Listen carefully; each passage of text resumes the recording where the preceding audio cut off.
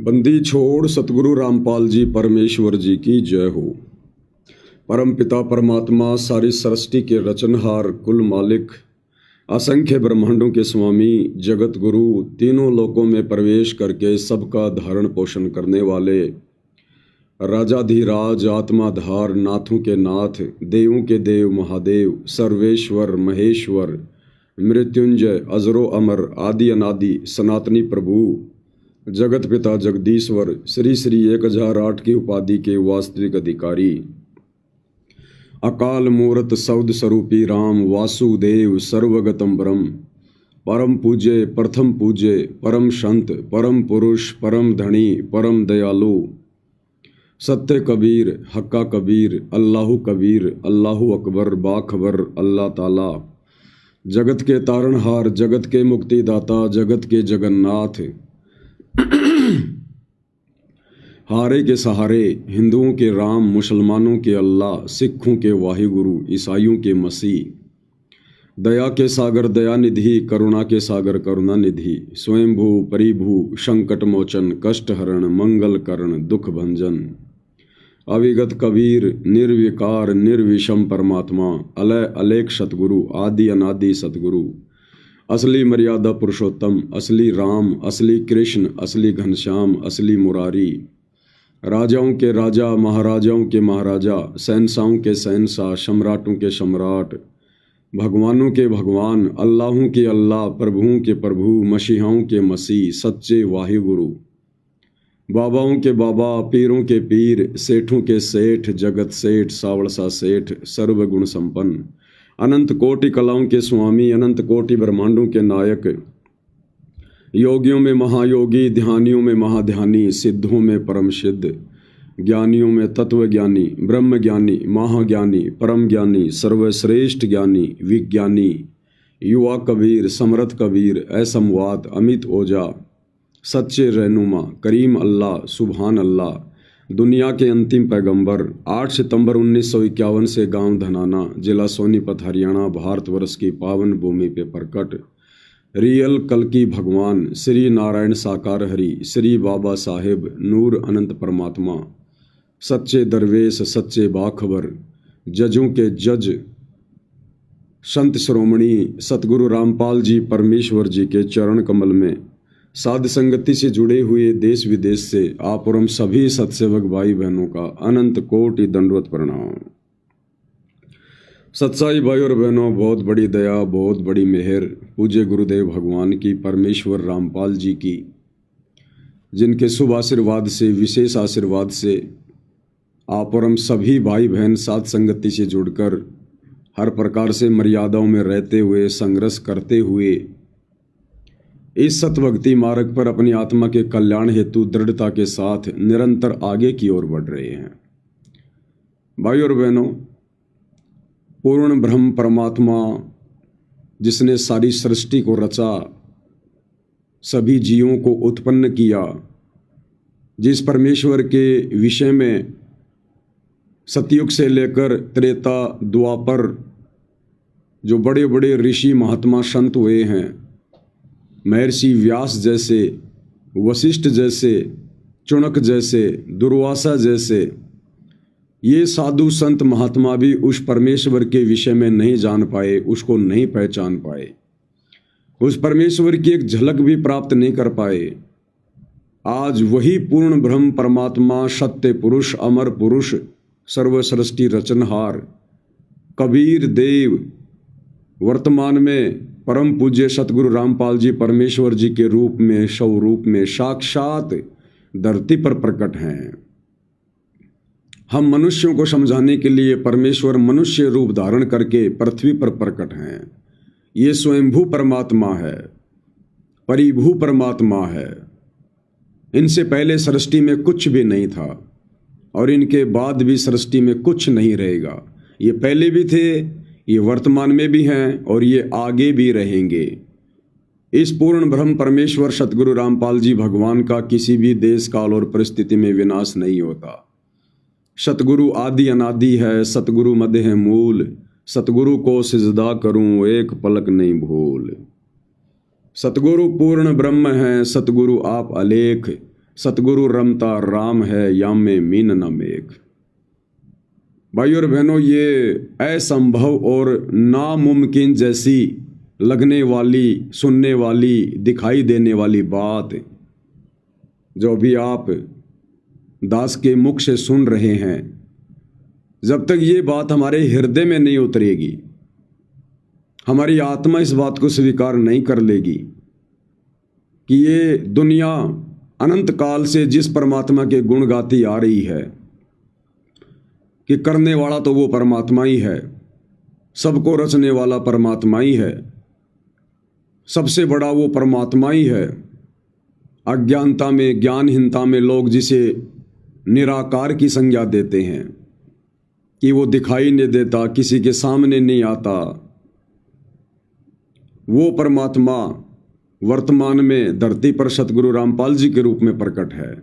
जब तक ये बात, चाहे भगत हो या जगत हो, जब तक उनके हृदय में नहीं समाएगी भाई और बहनों, तब तक इस काल के 21 ब्रह्मांड से एक भी आत्मा बाहर नहीं निकल सकती।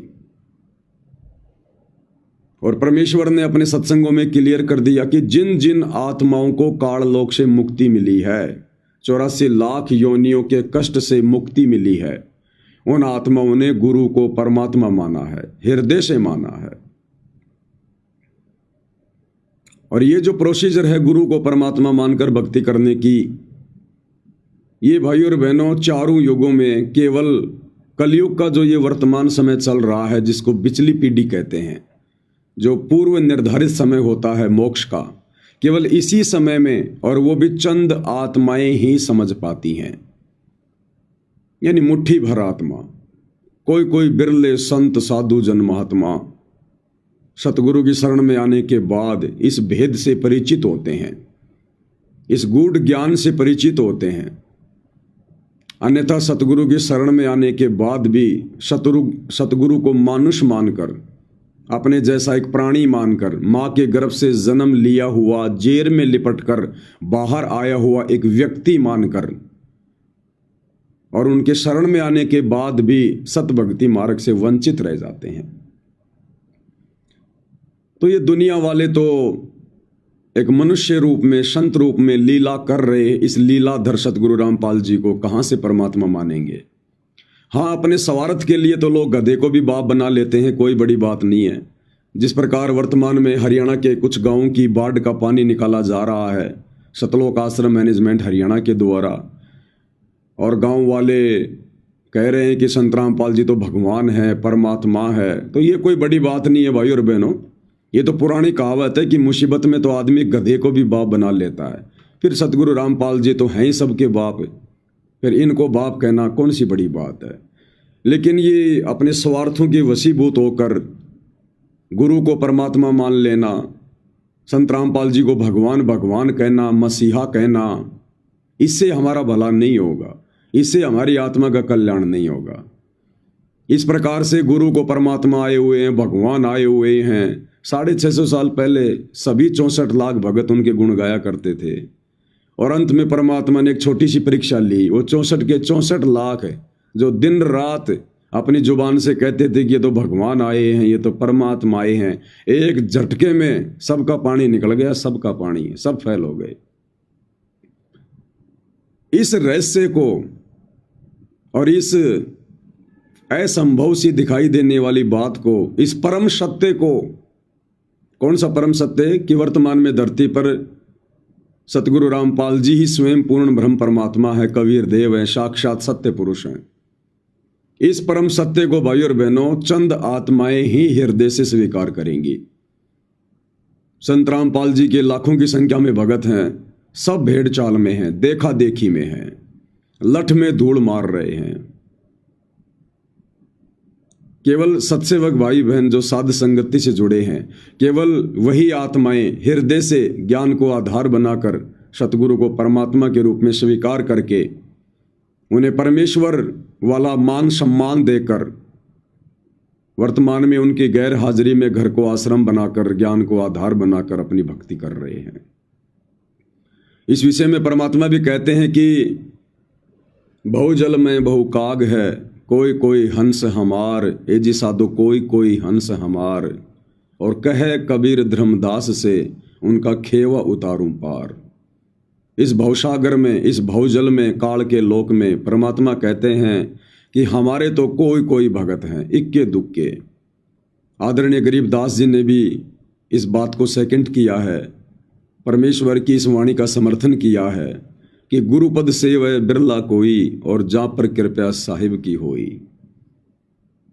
बहुत ही कम आत्माएं होंगी जो गुरु को परमेश्वर मानकर, और गुरु जो भक्ति की पद्धति बताएगा, जो विधि बताएगा कि गुरु को ही परमात्मा मानकर भक्ति करनी पड़ेगी, इस विधि से कोई बिरले होंगे जो इस कलयुग की पिछली पीढ़ी में भक्ति करेंगे।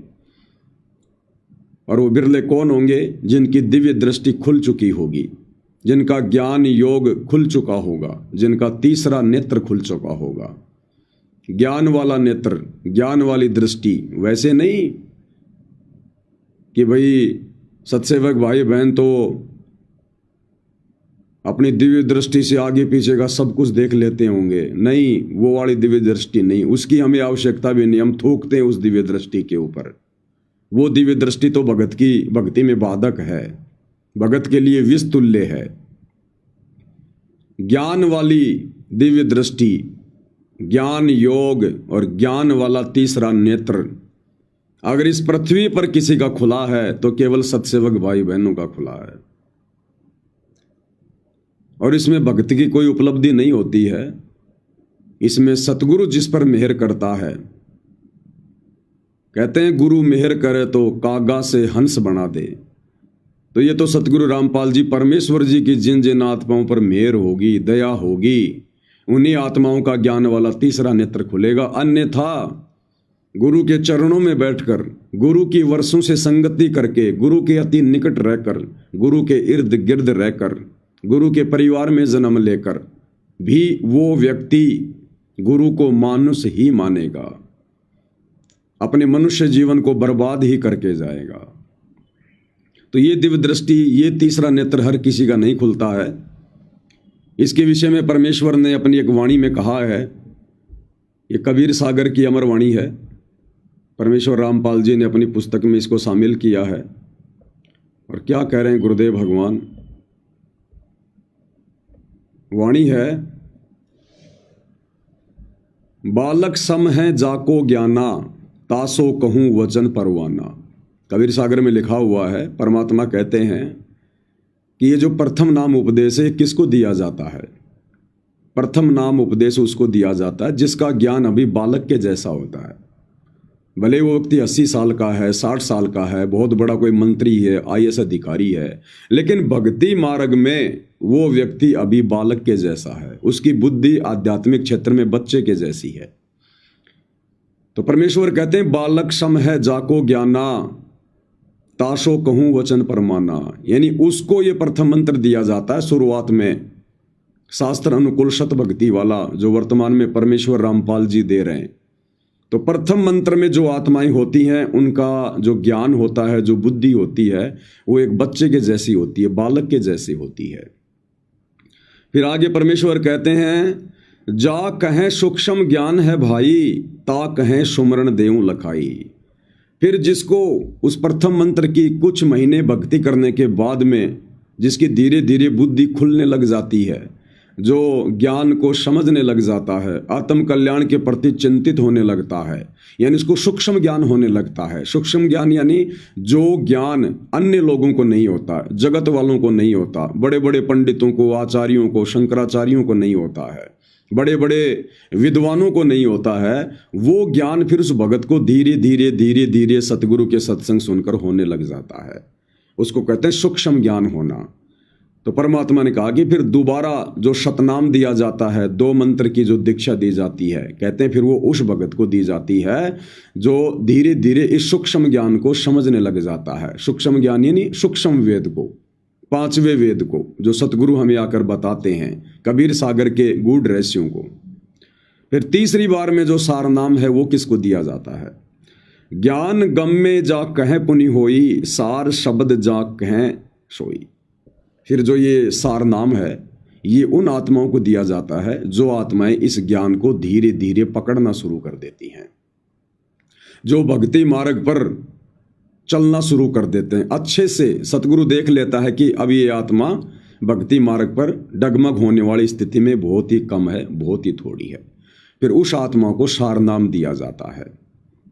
लेकिन जो चौथी स्थिति है भाइयों और बहनों, वो चौथी स्थिति तो कोई बिरले भगत ही प्राप्त करते हैं। चौथी स्थिति क्या है?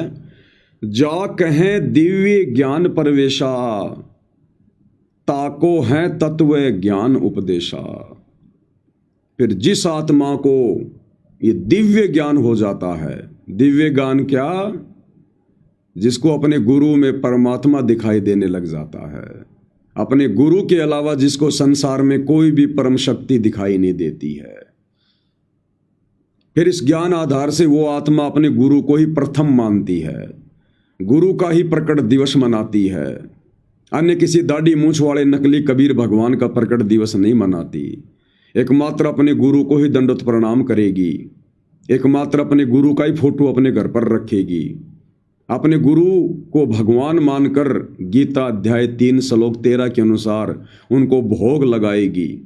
उसे पता चल जाएगा कि भगवान को भोग लगाए बिना जो हम अन्न खा रहे हैं तो पाप खा रहे हैं।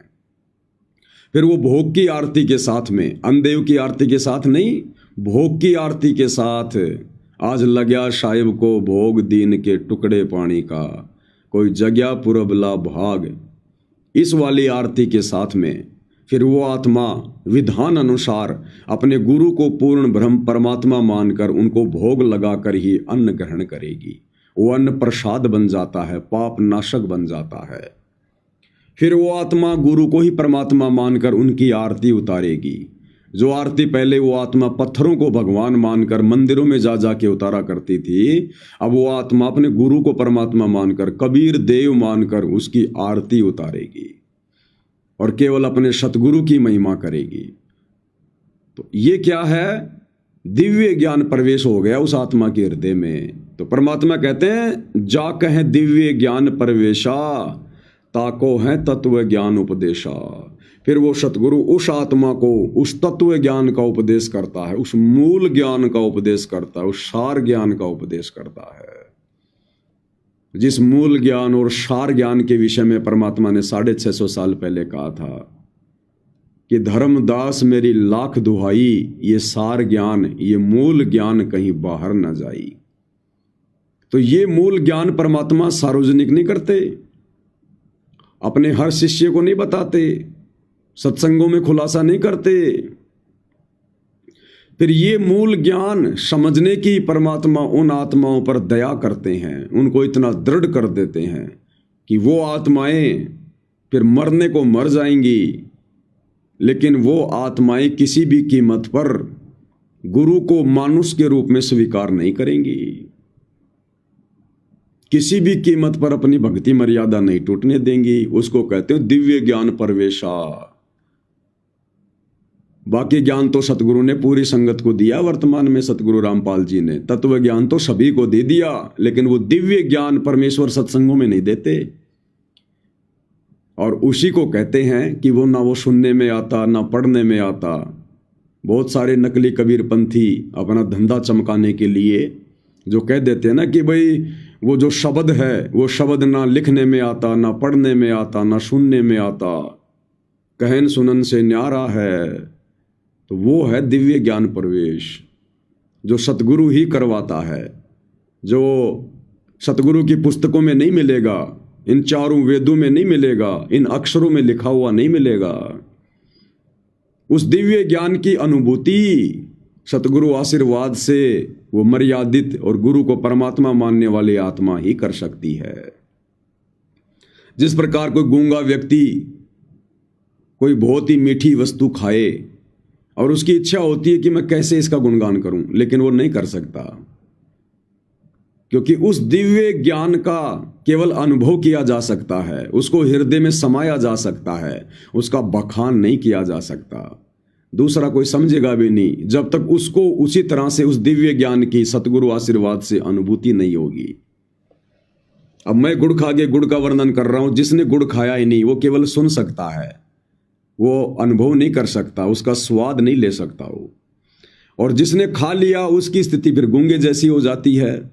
फिर वो क्या बताए उसके बारे में, दुनिया मानेगी नहीं, स्वीकार ही नहीं करेगी, दुनिया के गले नहीं उतरेगी। तो वर्तमान में तीसरा ज्ञान नेत्र खोलकर, दिव्य दृष्टि खोलकर, उस दिव्य ज्ञान को सतगुरु रामपाल जी परमेश्वर जी ने अपने सत्सेवक बच्चों के हृदय में उतार दिया है, जो दिन रात उस परमेश्वर की महिमा करने में लगे हुए हैं, सतगुरु रामपाल जी की महिमा में लगे हुए हैं। अब दुनिया कहाँ समझेगी भाइयों और बहनों, दुनिया का ज्ञान तो बालक जैसा है, बच्चे जैसा है। तो ये है वो चौथी स्थिति, हम हैं शब्द शब्द हम माही, और हमसे भिन्न और कछु नाई। गुरुदेव कहते हैं कि मैं ही वो शब्द, जिस शब्द से पूरी सृष्टि रची गई है, जिस शब्द से तुम आत्माओं को शतलोक में उत्पन्न किया गया था, जिस शब्द से ये ब्रह्मा विष्णु महेश बनाए गए हैं, काल और महाकाल बनाए गए हैं, पूरी सृष्टि को रचा गया है, वो शब्द है वो परमात्मा। हम हैं शब्द और शब्द हम माही, और हमसे भिन्न और कछु नाही। तो भाइयों और बहनों, ये जो दिव्य ज्ञान को हृदय में प्रवेश करवाने वाली जो रजा हुई है, ये केवल साध संगति से जुड़े भाई बहनों के ऊपर हुई है। और इसी विषय में परमात्मा अपने शब्द में भी कहते हैं कि तत्व भेद एक न्यारा रे साधु भाई, तत्व भेद एक न्यारा, तत्व भेद एक न्यारा रे साधु भाई, तत्व भेद एक न्यारा। एक तो होता तत्व ज्ञान, जो गुरुदेव पिछले 35 वर्षों से दे रहे हैं, संगत को दे रहे हैं, वो है तत्व ज्ञान। शास्त्रों की जानकारी, कबीर सागर को दिखाना, सूक्ष्म वेद को समझाना, सृष्टि रचना के विषय में बताना, ये है तत्व ज्ञान। इसके अलावा एक और है, वो है तत्व भेद। उस तत्व ज्ञान का भी निष्कर्ष तो कहते तत्व भेद एक न्यारा रे साधो भाई, तत्व भेद एक न्यारा। और उसको कौन समझेगा? सारी संगत नहीं समझेगी। समझेगा कोई गुरुमुख प्यारा, तत्व भेद एक न्यारा। उस तत्व भेद को तो कोई गुरुमुख प्यारा भगत ही समझेगा। और गुरुमुख प्यारा भगत कौन होगा? जो गुरु को ही परमात्मा मानेगा, गुरु को ही परमेश्वर मानेगा, गुरु को मानुष नहीं मानेगा। वो माँ के गर्भ से जन्म लिया हुआ कर नहीं मानेगा। चाहे गुरु अपने मुख से कहो कि मेरा जन्म हुआ है, मेरे माता पिता हैं, मेरा किसान परिवार में जन्म हुआ है, गुरु चाहे लाख बार कहे अपने आप को छुपाते हुए, लेकिन जिस आत्मा के हृदय में गुरु ने वो दिव्य ज्ञान प्रवेश करवा दिया, उस तत्व भेद को उस आत्मा के हृदय में डाल दिया, फिर वो आत्मा भाई और बहनों इन चीज़ों पर ध्यान नहीं देती। तो ये जो अनमोल रजा है, अनमोल मेहर है, ये केवल सत्सेवक भाई बहनों पर हुई है। और वही आत्माएं असल में गुरु की महिमा करने की अधिकारी होती हैं। गुरु अपनी महिमा का भूखा नहीं है, लेकिन गुरु जब उन आत्माओं के मुख से अपनी महिमा सुनता है, जो आत्माएं काम क्रोध लोभ अहंकार से दूर होकर, विषय वासनाओं से दूर होकर, और हृदय से गुरु को परमात्मा मानकर, और संसार से पीठ फेर कर, और केवल अपने गुरु को ही अपना परम सहारा मानकर, और अपने आत्म कल्याण के लिए टारगेट फिर एक ही हो जाएगा उस आत्मा का। ये कोठियां बनाना, बड़ी बड़ी गाड़ियां खरीदना, बड़े बड़े बिजनेस सेट करना, दुनिया को दिखावत की चाहत रखना, अपने नाम की चाहत रखना, मान बढ़ाई, राग द्वेष, जब इन सब चीज़ों से वो आत्मा दूर हट जाएगी, तब ऐसी आत्मा के मुख से जो महिमा की जाती है, पाक और शुद्ध महिमा, गुरु को भगवान मानकर, तब गुरुदेव भगवान उस आत्मा के मुख से महिमा सुनकर गदगद होते हैं, गदगद। और उस आत्मा पर बेहिसाब परमेश्वर अपना प्यार फैलाते हैं, बेहिसाब। कहते हैं नुक्ते ऊपर रिझे गारे, करोड़ कर्म जल जाएं तुम्हारे। फिर वो नुक्ता बनेगा उस भगत का। और ये दया केवल सत्सेवक भाई बहनों पर हुई है, सत्सेवक भाई बहनों पर। और दूसरी तरफ भाई और बहनों, हमारे ही बड़े भाई सतलोक आश्रम वाले, जो हम सत्सेवकों से कई वर्षों पहले सतगुरु से जुड़े हुए हैं, जिन्होंने सतगुरु के घर में जन्म लिया, उनके बेटा बेटी बन के जन्म लिया, उनके रिश्तेदारों के रूप में जन्म लिया, और जो 30-30 वर्षों से सतगुरु के साथ में रहकर सेवा कर रहे हैं, आज वो आत्माएं अपना बना बनाया काम बिगाड़ रही है, सिर्फ और सिर्फ गुरु को मानुष मानने के चलते। क्योंकि परमेश्वर के वचन अटल हैं। गुरुदेव ने अपने सत्संगों में जो बातें फरमा दी वो परम सत्य है, कोई माई का लाल उनको काट नहीं सकता। एक एक वचन परम सत्य, क्योंकि ये परमेश्वर के मुख कमल से बोले जा रहे हैं। और परमात्मा सतगुरु का मतलब जो सत्य कहता है, सत्संग यानी सत्य, जो सत्य कहता है वो सतगुरु है, और सत्संग सतगुरु ही कर सकता है। तो सतगुरु ने अपने सत्संगों में क्लियर कर रखा है कि जो व्यक्ति गुरु के साथ भी रहते हैं और यदि वो गुरु को मानुष मानकर भक्ति कर रहे हैं, तो उन आत्माओं के मन में कभी न कभी दोष आएगा। और यही कारण है भाई और बहनों, सतगुरु की सबसे ज़्यादा संगति करने के बावजूद भी सतलोक आश्रम मैनेजमेंट हरियाणा, गुरुदेव का कलयुगी परिवार, उनके बेटा बेटी, भाई बंधु, रिश्तेदार, आश्रमों में रहने वाले ये कोऑर्डिनेटर, आश्रम संचालक, ये सब सतगुरु के नज़दीक रहा करते थे। और नज़दीक रहने के कारण भाई और बहनों ये सतगुरु को जान नहीं पाए, पहचान नहीं पाए, क्योंकि दीपक के नीचे हमेशा अंधेरा रहता है। घर का जोगी जोगना, बाहर का जोगी सिद्ध। उन आत्माओं पर गुरु की विशेष रजा है जिन आत्माओं को गुरुदेव ने अपने बेटा बेटी के रूप में जन्म नहीं दिया, अपने रिश्तेदारों के रूप में जिनको पैदा नहीं किया, जिन आत्माओं को गुरु ने आश्रम में अपने पास में नहीं रखा, उन आत्माओं का परम सौभाग्य जो गुरु से दूर रहकर, गुरु के ज्ञान को समझकर, ज्ञान को आधार बनाकर जिन आत्माओं ने भक्ति करके गुरु को परमात्मा के रूप में स्वीकार किया है। अन्यथा आज वर्तमान में सतगुरु रामपाल जी परमेश्वर जी की सबसे बड़ी बदनामी का कारण है, देश दुनिया में उनकी निंदा का कारण है। वही भगत बने हुए हैं जो भगत दिन रात उनके साथ में रहते हैं, उनके साथ में रहा करते थे। उनके बेटा बेटी, भाई बंधु, रिश्तेदार, ये कोऑर्डिनेटर सबसे बड़ी निंदा का कारण बने हुए हैं। और भाई और बहनों, परसों की तारीख में तो इन्होंने तोड़ पाड़ दिया, तोड़ पाड़ दिया। इन्होंने हद पार कर दी गुरु को मानुष मानने की, गुरु को मानुष मानने की।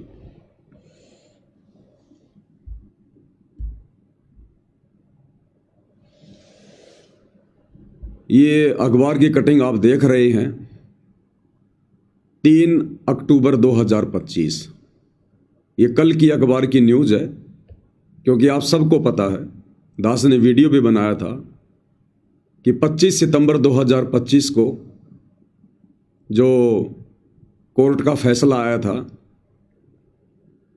फैसला किस बात का, सतगुरु रामपाल जी की जमानत लगाई गई थी, तो कोर्ट का फैसला आया और कोर्ट ने उनकी जमानत को रद्द कर दिया, कैंसिल कर दिया था। उसके बाद में संत रामपाल जी के वकीलों ने कहा कि भाई हम फिर से हाई कोर्ट में जमानत लगाएंगे संत रामपाल जी की। तो उन वकीलों ने, यानी सतगुरु रामपाल जी के परिवार ने, क्योंकि वकीलों को फीस कौन देगा, आश्रम मैनेजमेंट देगा, संत रामपाल जी के परिवार वाले देंगे, उनके बेटा बेटी देंगे, उनका भाई देगा।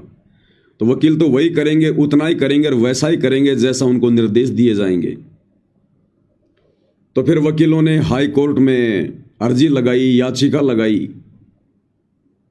और क्या याचिका लगाई भाई और बहनों, डूब के मरने की बात है, डूब के मरने की बात। अगर जरा भी शर्म बाकी है इन सतलोक आश्रम वालों में, तो इन लोगों को डूब के मर जाना चाहिए, डूब के। इस कदर ये लोग गुरु निंदा करवाकर पाप के भागी बन चुके हैं, दोषी बन चुके हैं।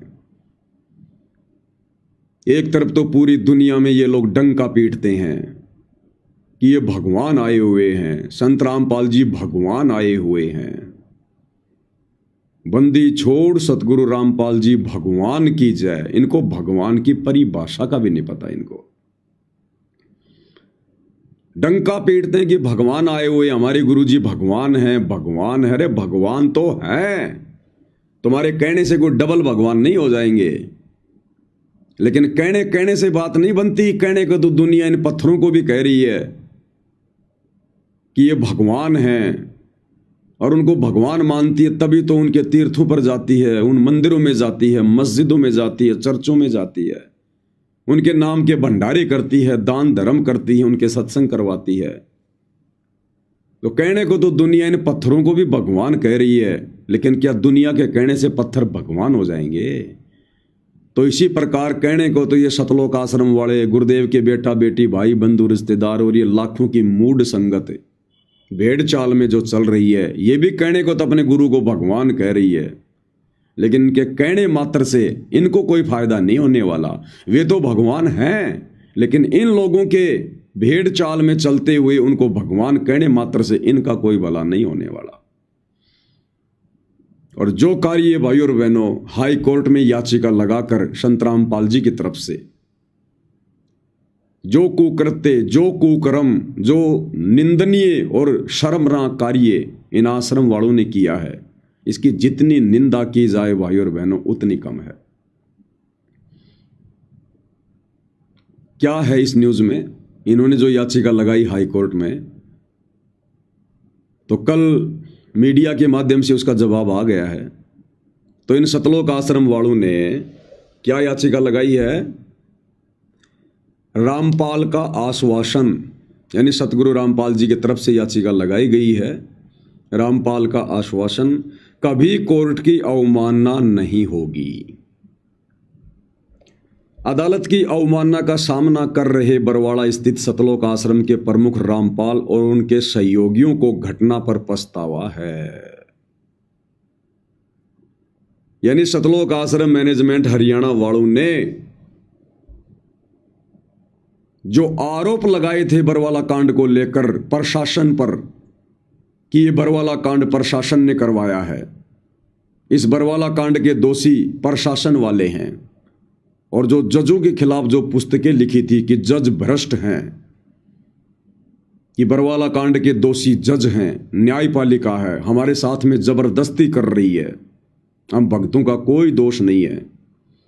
फिर उसके बाद जब मीडिया ने तरह तरह की बातें उछाली संत रामपाल जी को लेकर, तो ये आश्रम वाले कहा करते थे कि मीडिया झूठ बोल रही है, मीडिया गलत है, संत रामपाल जी दोषी नहीं है, ये बरवाला कांड तो बीजेपी सरकार ने करवाया है। ये बरवाड़ा आश्रम के जो प्रवक्ता हैं, ये चीख चीख के कहा करते थे कांग्रेस की रैलियों में कि बरवाला कांड के मुख्य दोषी ये बीजेपी सरकार है।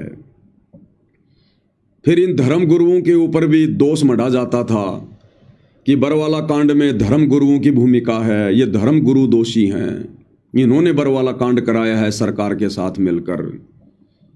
आज भाई और बहनों, सतलोक आश्रम मैनेजमेंट हरियाणा वालों ने हाई कोर्ट में याचिका लगाकर उन मीडिया वालों को भी दोष मुक्त कर दिया कि मीडिया जो कह रही थी बिल्कुल सही कह रही थी बाबा रामपाल के बारे में।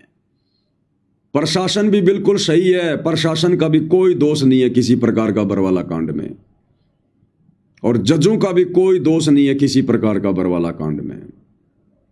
आज वो काम कर दिया इन्होंने, बाबा रामपाल की पूरे हरियाणा में इन्होंने थू थू करवा दी, थू थू। और एक बार समाज को ये कहने का मौका दे दिया कि भाई देख लो, आखिर बाबा रामपाल ने प्रशासन के आगे घुटने टेक ही दिए। देख लो, ये भगत कहा करते यो भगवान आ रहा है, यो परमात्मा आ रहा है।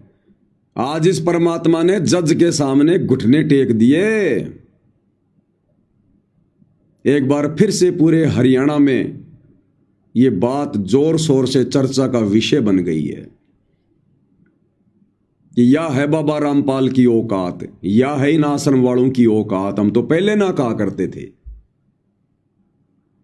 आज उन दुनिया वालों को एक बार फिर से बोलने का मौका दे दिया इन सतलोक आश्रम वालों ने। क्या करवा कर? हाई कोर्ट में ये याचिका लगाकर। क्या याचिका लगाई इन्होंने हाई कोर्ट में ये याचिका लगाई है कि संत रामपाल जी को और उनके भक्तों को बरवाला कांड की घटना पर गहरा दुख है। हमें पछतावा है बरवाला कांड की घटना पर। हम दोषी हैं बरवाला कांड के। घुटने टिकवा दिए जज के आगे, प्रशासन के आगे भक्तों ने अपने भगवान के, याचिका लगाकर उनकी तरफ से कि संत रामपाल जी को और उनके भक्तों को बरवाला कांड की घटना पर पछतावा है कि हमने बरवाला कांड में ऐसा कार्य नहीं करना चाहिए था। हमने बरवाला कांड में भक्तों को कमांडो नहीं बनाना चाहिए था।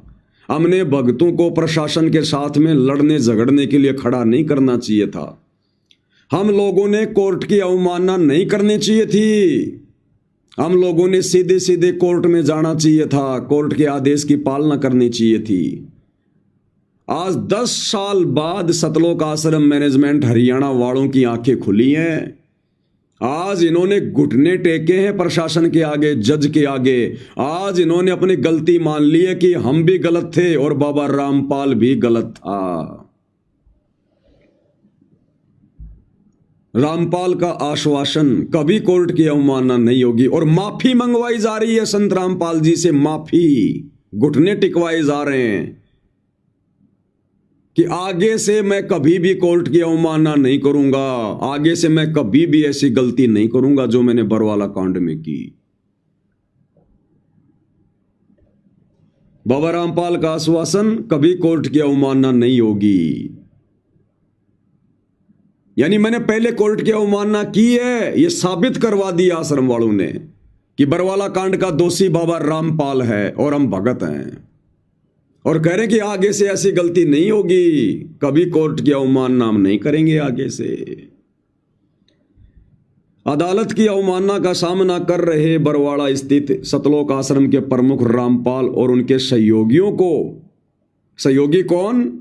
ये आश्रम वाले, गुरुजी के परिवार वाले, ये कोऑर्डिनेटर, आश्रम संचालक, ये बड़े बड़े भगत। अब इन सबको पछतावा हो रहा 10 साल बाद कि भाई हमसे बहुत बड़ी गलती हो गई बरवाला कांड में। हमने ऐसा नहीं करना चाहिए था। हमने सीधे सीधे बाबा रामपाल को कोर्ट में ले जाना चाहिए था। यानी ये पवन दास जो पिछले 10 साल से भौंक रहा है, वीडियो बना रहा है संगत की आंखें खोलने के लिए कि ये संगत अभी अच्छे से बरवाला कांड को भी नहीं समझ रही है। इस बरवाला कांड के मुख्य दोषी ये सतलोक आश्रम मैनेजमेंट हरियाणा वाले हैं, गुरुजी का परिवार है, ये कोऑर्डिनेटर है। लेकिन किसी के कान पर जू भी नहीं रेंग रही थी। और आज देख लो, ये लोग खुद अपनी गलती घुटने टेक टेक के जज के सामने स्वीकार कर रहे हैं कि हां, वो जो पवन दास कहता था बिल्कुल सही कहता था। हम ही बरवाला कांड के दोषी थे। हमने ही वो कुकर्म किए और भक्तों से करवाए। हमने ही कोर्ट की अवमानना करवाई, झूठे मेडिकल लगा लगा के, बाबा रामपाल को झूठा बीमार बना बना के।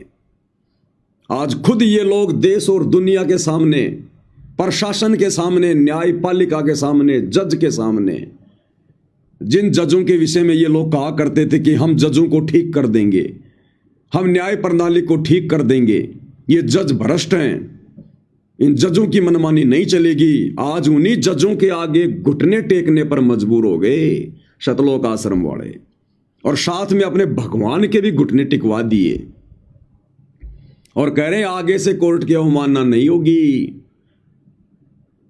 जमानत के लिए गिड़गिड़ा रहे हैं, हाथ जोड़ रहे हैं जज के आगे, क्योंकि जमानत कैंसिल हो गई थी ना 25 सितंबर 2025 को। जज ने बोल दिया था ना कि भाई नहीं, जमानत नहीं मिलेगी।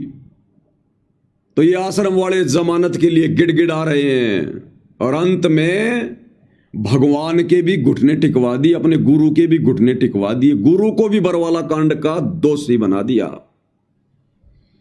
सतलोक आश्रम के प्रमुख रामपाल और उनके सहयोगियों को घटना पर पछतावा है।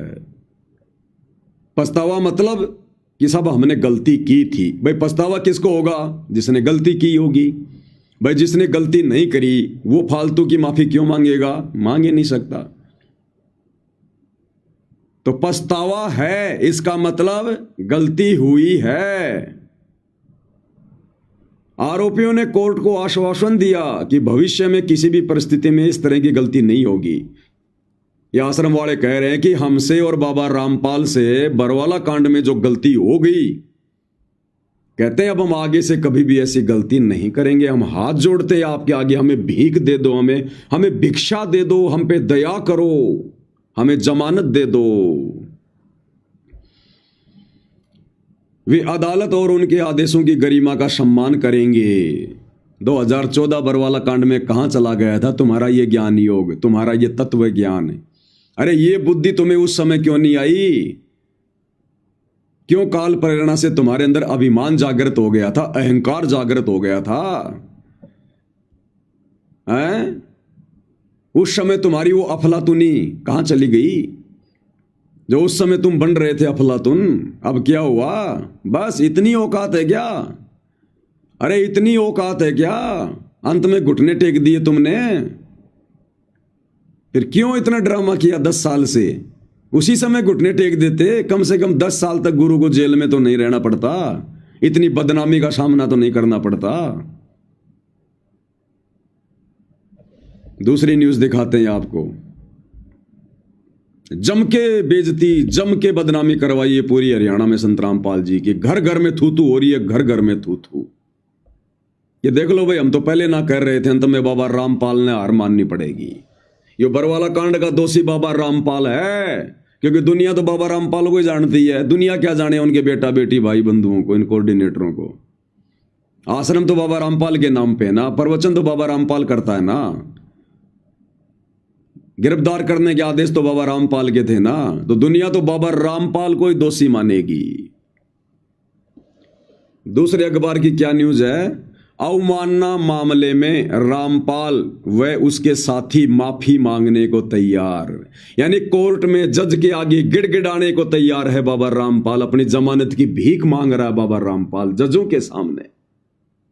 पूरे हरियाणा में हर नुक्कड़ पर, हर गली में, हर चौराहे पर, हर दुकान पर, हर घर में अखबार तो सभी मंगवाते हैं। और उन अखबारों की क्या सुर्खियां हैं ये कि बाबा रामपाल माफी मांगने को तैयार है। अरे माफी कौन मांगेगा जो गलत है?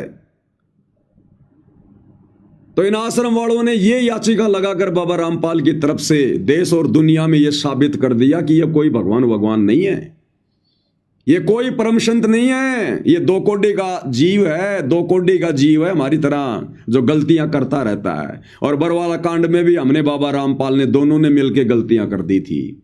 और आज 10 साल बाद बाबा रामपाल को और हम सतलोक आश्रम वालों को उन गलतियों का एहसास हो रहा, हमें पछतावा हो रहा है।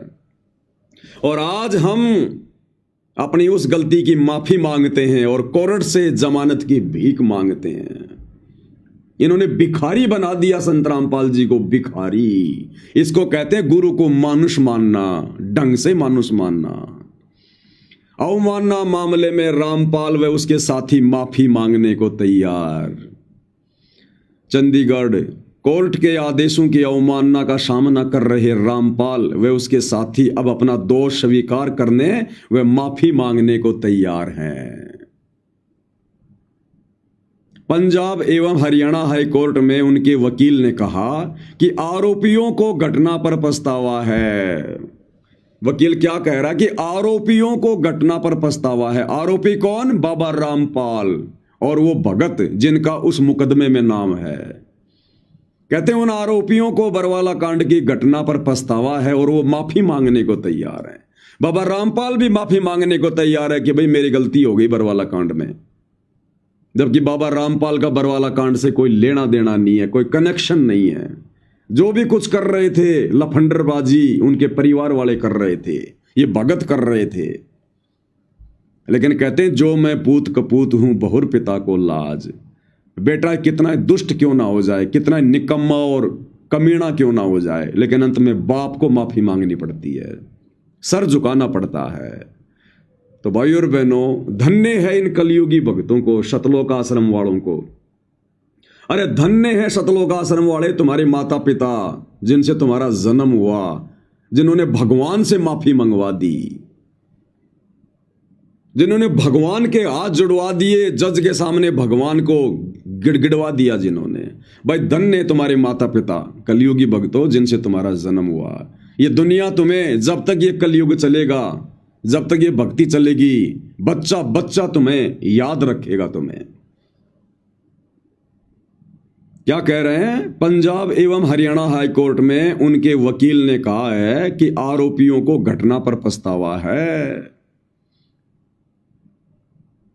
भाई और बहनों, हर मुकदमे में सतगुरु रामपाल जी भगवान बाइज्जत बरी होती जा रहे हैं, हर मुकदमे में बाइज्जत बरी। और 2 मुकदमों में भी चंडीगढ़ हाईकोर्ट ने संत रामपाल जी की सजा को कैंसिल कर दिया, निलंबित कर दिया। केवल ये देशद्रोह वाला मामला बचा हुआ है एक। अरे नालायको, आश्रम वालों, थोड़ा सा इंतजार और कर लेते। क्यों जल्दबाजी में तुमने गुरु का नाक कटवा दिया, गुरु की बेइज्जती करवा दी पूरे देश और दुनिया के सामने ये याचिका लगाकर? क्या आफत आ गई थी तुम्हें ये याचिका लगाने की, गुरु से माफी मंगवाने की? अरे जब हर मुकदमे में सतगुरु रामपाल जी बाइज्जत बरी होते आ रहे हैं, तो क्या इस मुकदमे में बाइज्जत बरी नहीं होते? लेकिन इन लोगों ने पहले ही घुटने टिकवा दिए और गुरु से माफी मंगवा दी कि संत रामपाल जी दोषी है बरवाला कांड का।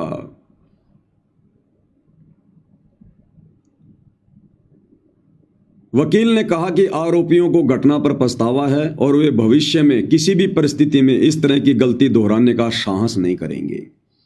कह रहे बाबा रामपाल और उनके भगत निकट भविष्य में प्रशासन से पंगा लेने की दोबारा गलती नहीं करेंगे, इतनी हिम्मत नहीं करेंगे दोबारा।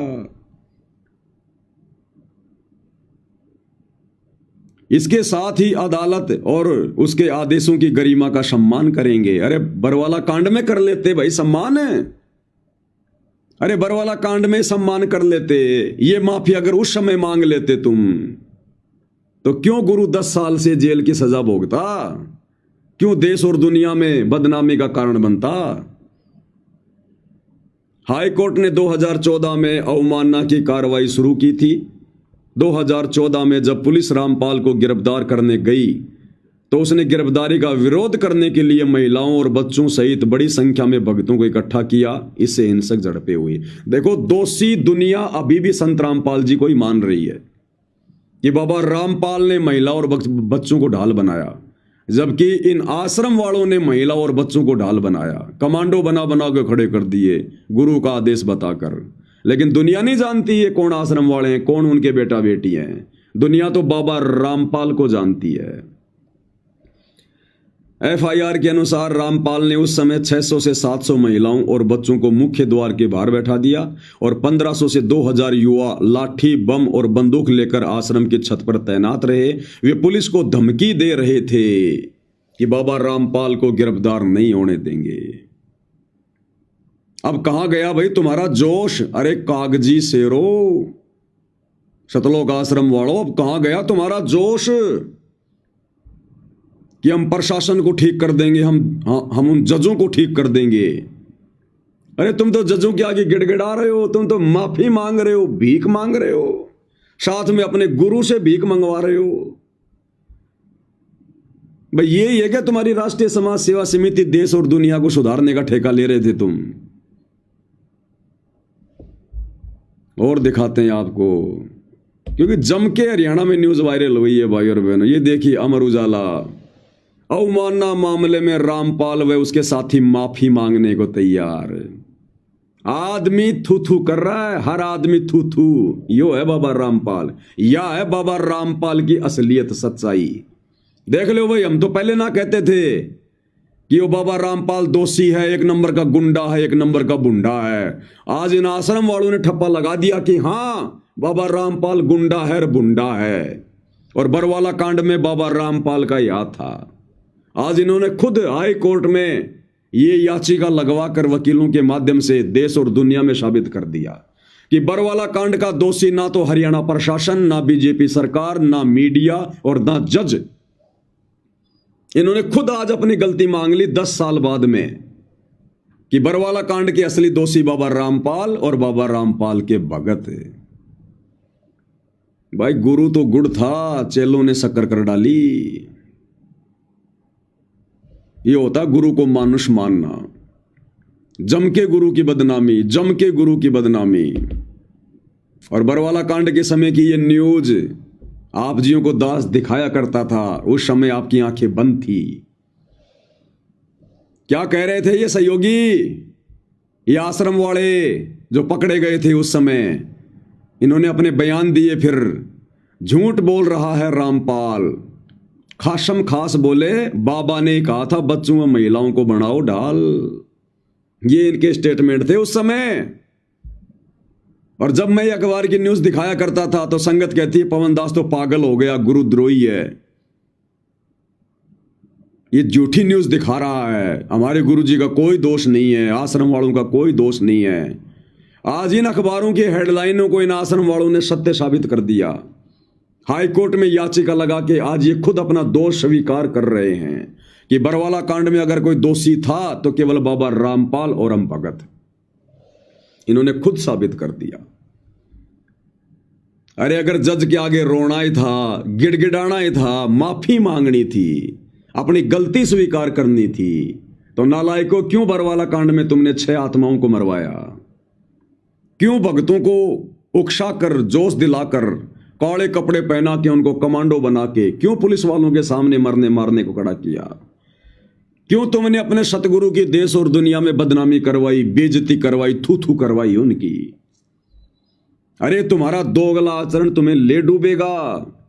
तुम एक तरफ तो देश और दुनिया में डंका पीट रहे हो, संत रामपाल जी भगवान है भगवान है, और दूसरी तरफ तुम उनकी तरफ से ये माफीनामा कोर्ट में पेश करके और ये भी साबित कर रहे हो कि भगवान गलतियों का पुतला होता है, भगवान तो गलतियां भी करता है। और 2014 बरवाला कांड में संत रामपाल जी भगवान ने गलती कर दी थी। उस गलती की आज 10 साल बाद हमें आज पछतावा हो रहा है और हम कोर्ट के आगे माफी मांग रहे हैं। धन्य हो कलयुग के भक्तों, धन्य तुम्हारे माता पिता जिनसे जन्म हुआ, जिन्होंने गुरु को घुटनों के बल बैठने पर मजबूर कर दिया कोर्ट के आगे। अरे क्यों दुनिया में ज्ञान प्रचार कर रहे हो? फिर तुम क्यों ये डंका पीट रहे हो तुम सूखा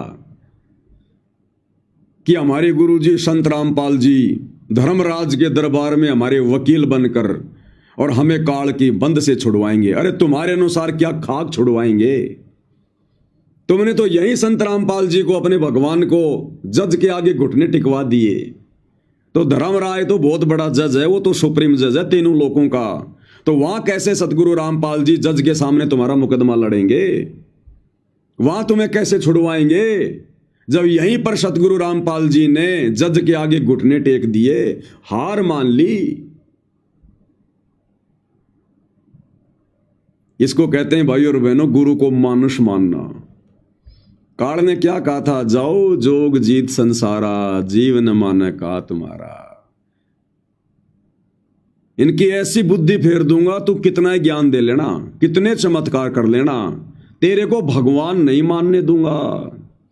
और ये तेरे भगत ही कदम कदम पर तेरे दुश्मन बन के खड़े होंगे, कदम कदम पर तेरे दुश्मन बनकर। अब कहां गए हो नकली बाबा, जिनको तुम कह रहे हो कि बरवाला कांड इन नकली बाबाओं ने करवाया, इन जजों ने बरवाला कांड करवाया, हरियाणा की बीजेपी सरकार ने बरवाला कांड करवाया। अरे आज कहां गए तुम्हारे बोल वचन, तुम्हारे स्टेटमेंट? आज तुम लोगों ने खुद ये साबित कर दिया कि बरवाला कांड तो बाबा रामपाल ने करवाया और हम भक्तों ने किया और कोई दोषी नहीं है बरवाला कांड में। अरे किस मुंह से लोगों को कहोगे कि रामपाल जी भगवान है, ये परमात्मा है, इनका नाम लो, इनसे जुड़ो? हमारे गुरुजी सत्संग सुनाकर गलतियां छुड़वाते हैं, बुराइयां छुड़वाते हैं, और तुम खुद कह रहे हो कि हमारे गुरुजी तो खुद ही गलती करते हैं। अरे एक तरफ तो कहते हो कि हमारे गुरुजी लोगों के गलत काम छुड़वाते हैं, और दूसरी तरफ तुम खुद ये साबित कर रहे हो कि हमारे गुरुजी तो खुद ही गलतियां करते हैं, और हमारे गुरुजी ने बरवाला कांड में गलती की थी, उसकी आज गुरुजी माफी मांग रहे हैं कोर्ट के आगे।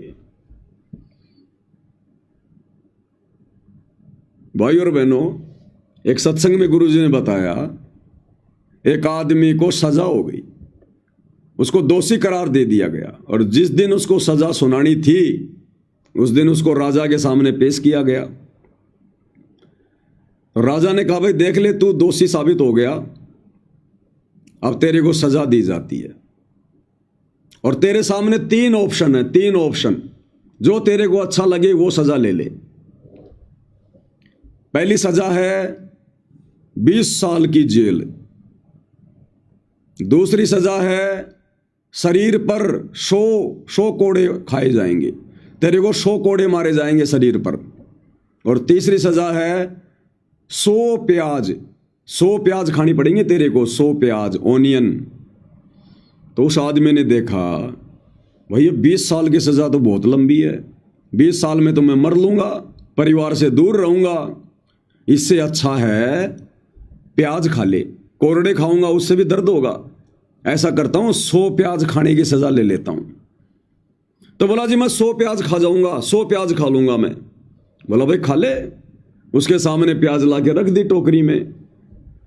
अब भाइयों और बहनों उसने 10 प्याज खाई बड़ी मुश्किल से, 12 खाई होंगी, 15 खाई होंगी, आंखों में आंसू आ गए, पेट भर गया, उल्टी आने को हो गई।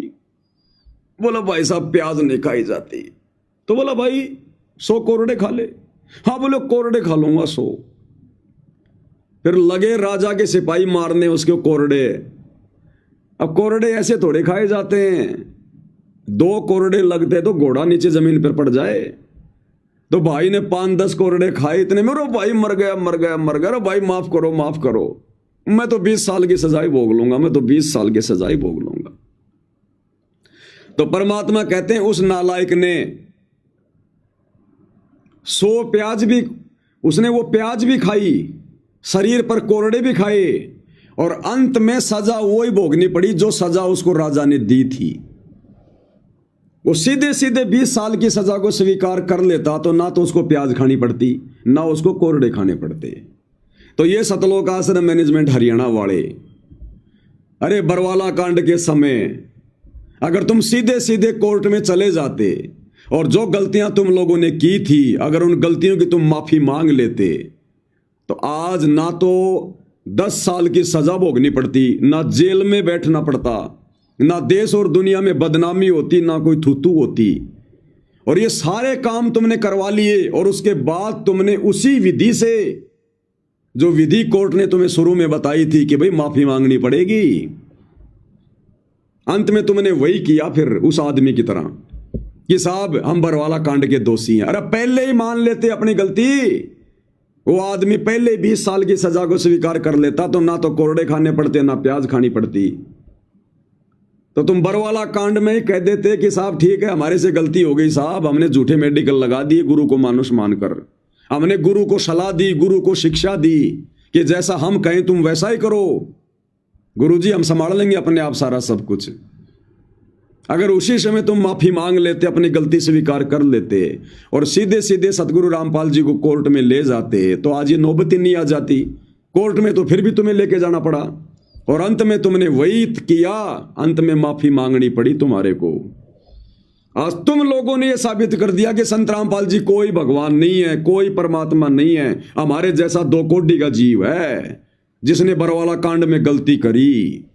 और एक जज के सामने, एक व्यक्ति के सामने और भगवान को भी हाथ जोड़ने पड़ रहे हैं, जमानत की भीख मांगनी पड़ रही है। अब इससे ज्यादा गुरु को मानुष और क्या मनवाओगे तुम नालायको। अपना जीवन बर्बाद कर लिया तुम लोगों ने, अपना जीवन बर्बाद कर लिया ये याचिका लगवा कर तुम लोगों ने। अरे जब एक एक करके सभी मुकदमों में संत रामपाल जी बाइज्जत बरी हो रहे हैं तो तुम्हें इतनी जल्दबाजी क्या हो रही थी। अरे माफी मांगनी थी तो तुम लोग मांगते, संत रामपाल जी को क्यों भिखारी बनाया कोर्ट का, उन्होंने क्या गलती करी थी, क्या गलती करी संत रामपाल जी ने। माफी मांगनी थी तो तुम लोग मांगते, दोषी तुम हो भाई। और तुम क्या सोच रहे हो, तुम्हारे इस प्रकार से माफीनामा पेश करने से, गुरुजी को जमानत के लिए जज का भिखारी बनाने से या कोर्ट में जाकर माफी मांग लेने से जमानत हो जाएगी? कभी नहीं होने वाली, कभी नहीं होने वाली। तुम कितना ही घटिया तरीका अपना लो, इस विधि से संत रामपाल जी जेल से बाहर नहीं आएंगे। अगर इस प्रकार जज के आगे हाथ जोड़ के गिड़गिड़ा के जमानत के लिए भीख मांगकर अगर जमानत पर संत रामपाल जी आ गए तो दुनिया कैसे उन्हें परमात्मा मानेगी, कैसे उन्हें भगवान मानेगी, उन्हें मानुष मानेगी। मानुष कि यो भगवान लो भाई, यो है परमात्मा, जज के आगे हाथ जोड़ जोड़ के तो जेल से बाहर आया है, यो भगवान है। खुद तो जेल से बाहर नहीं निकल पाया, अंत में जज के आगे जेल से बाहर निकलने के लिए घुटने टेकने पड़े और कहते हैं हमारे को काल की जेल से बाहर निकालेगा। खुद तो हाथ जोड़ जोड़ के जेल से बाहर आया है। दुनिया परमात्मा मानेगी उन्हें।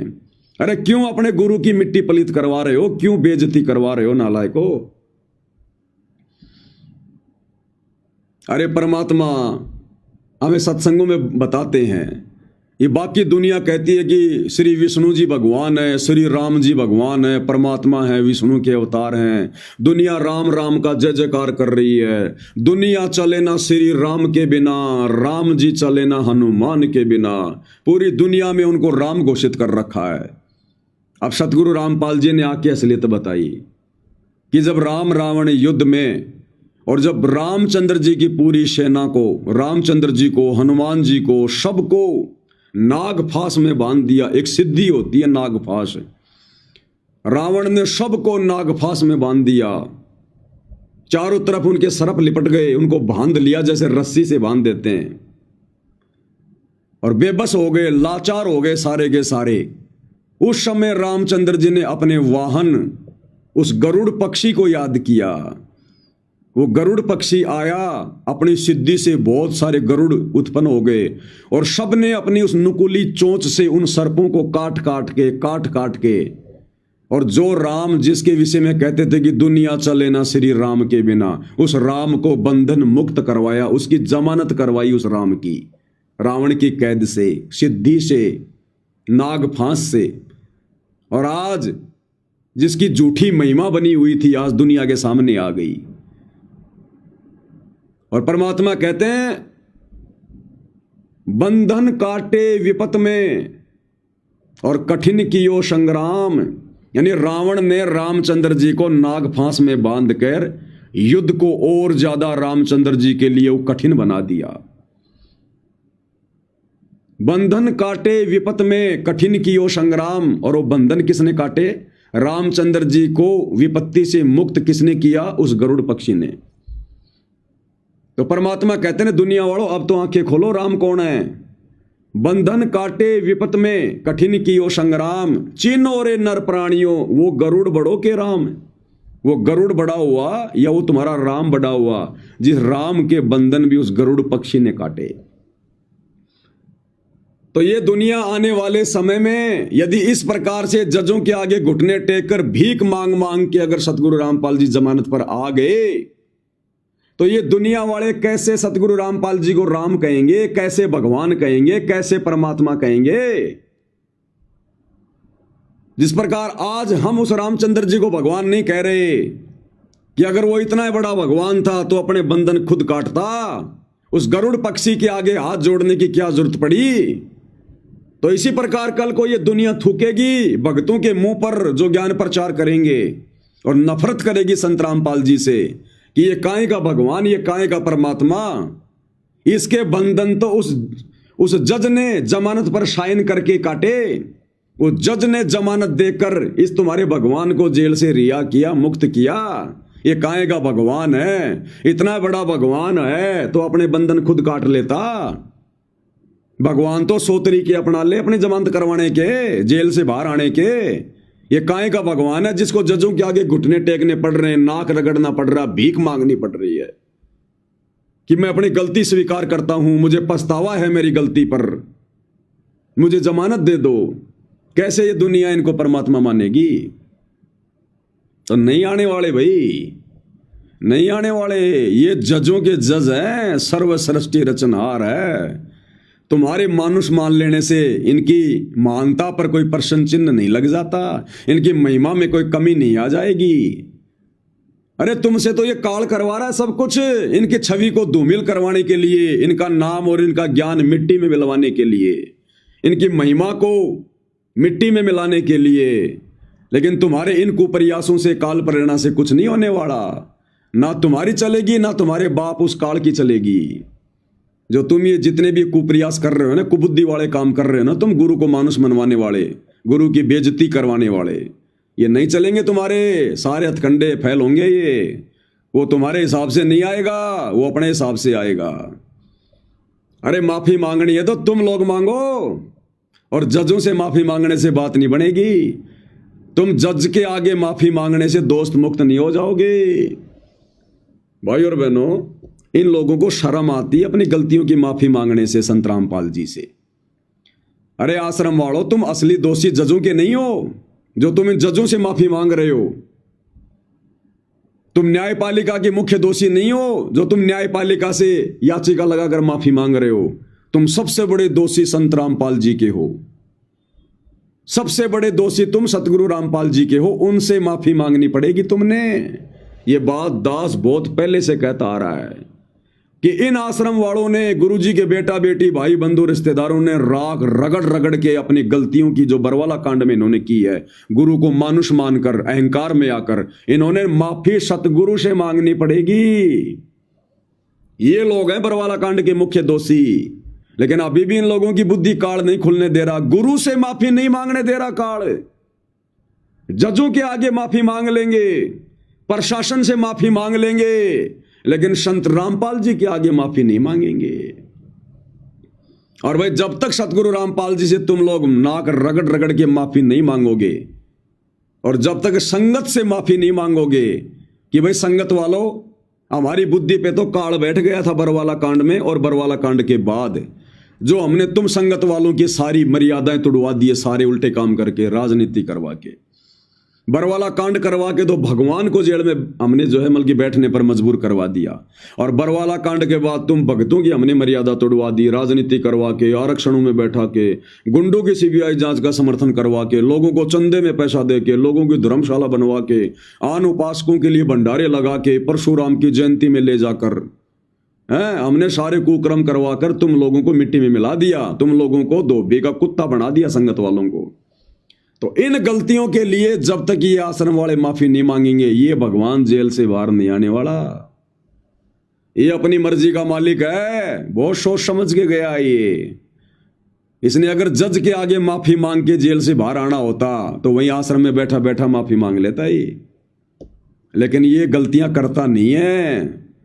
ये तो गलतियां करने वालों को सुधारता है। भगवान कभी गलतियां नहीं करता, भगवान से कभी गलतियां नहीं होती। तो ये लोग अभी भी माफी नहीं मांग रहे, अभी भी अपनी हरकतों से बाज नहीं आ रहे। जजों से माफी मांग ली, लेकिन सतगुरु से माफी काल नहीं मांगने देगा।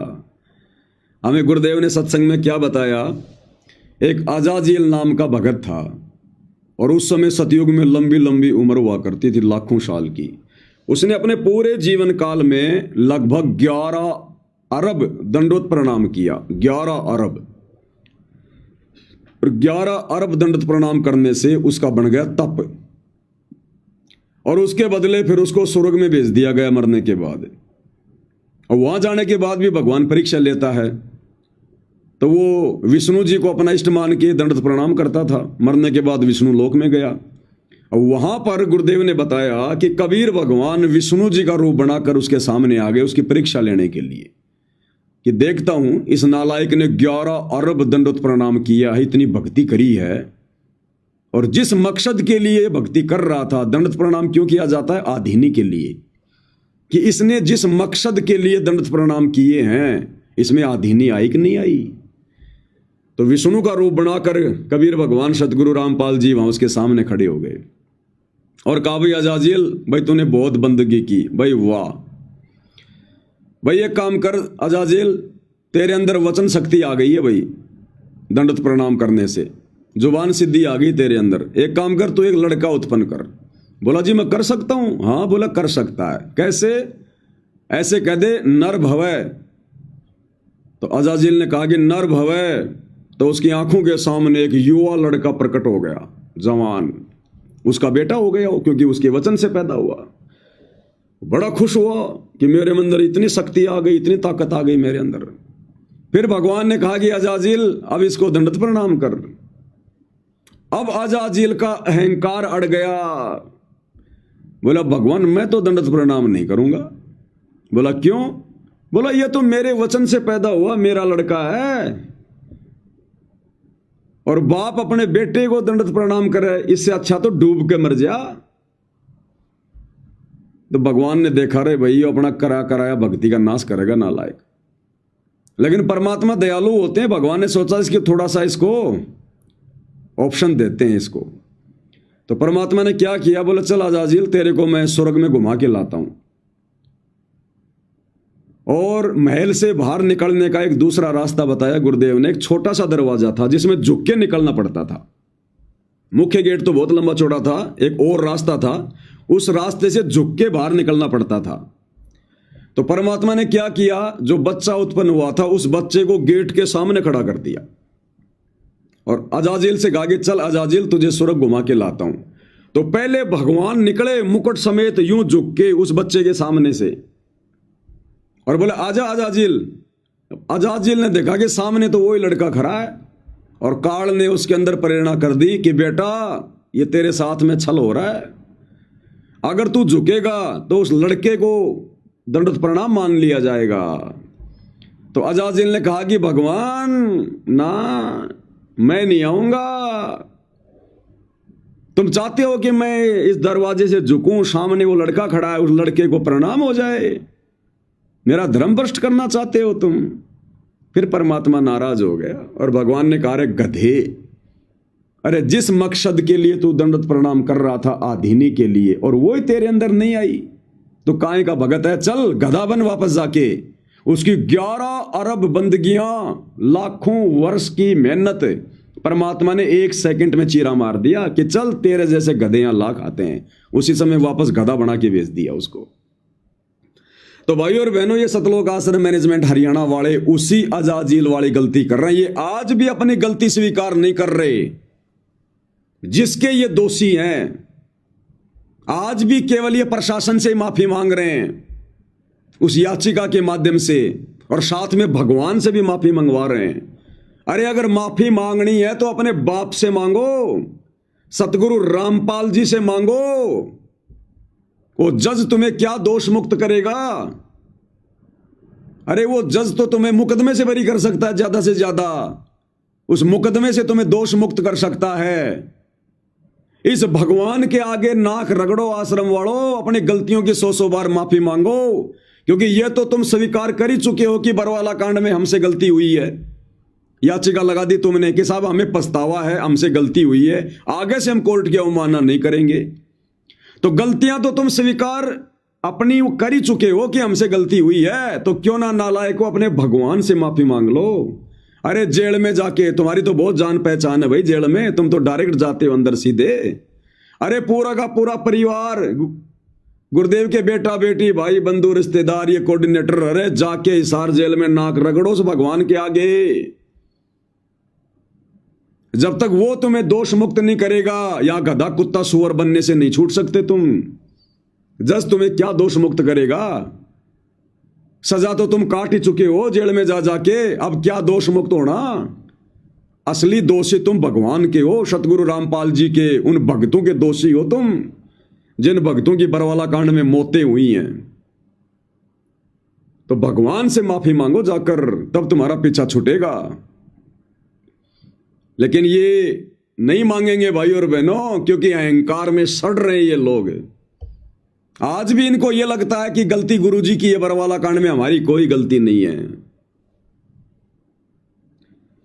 तो भाई और बहनों, आपकी आंखों के सामने देख लो क्या हो रहा है ये।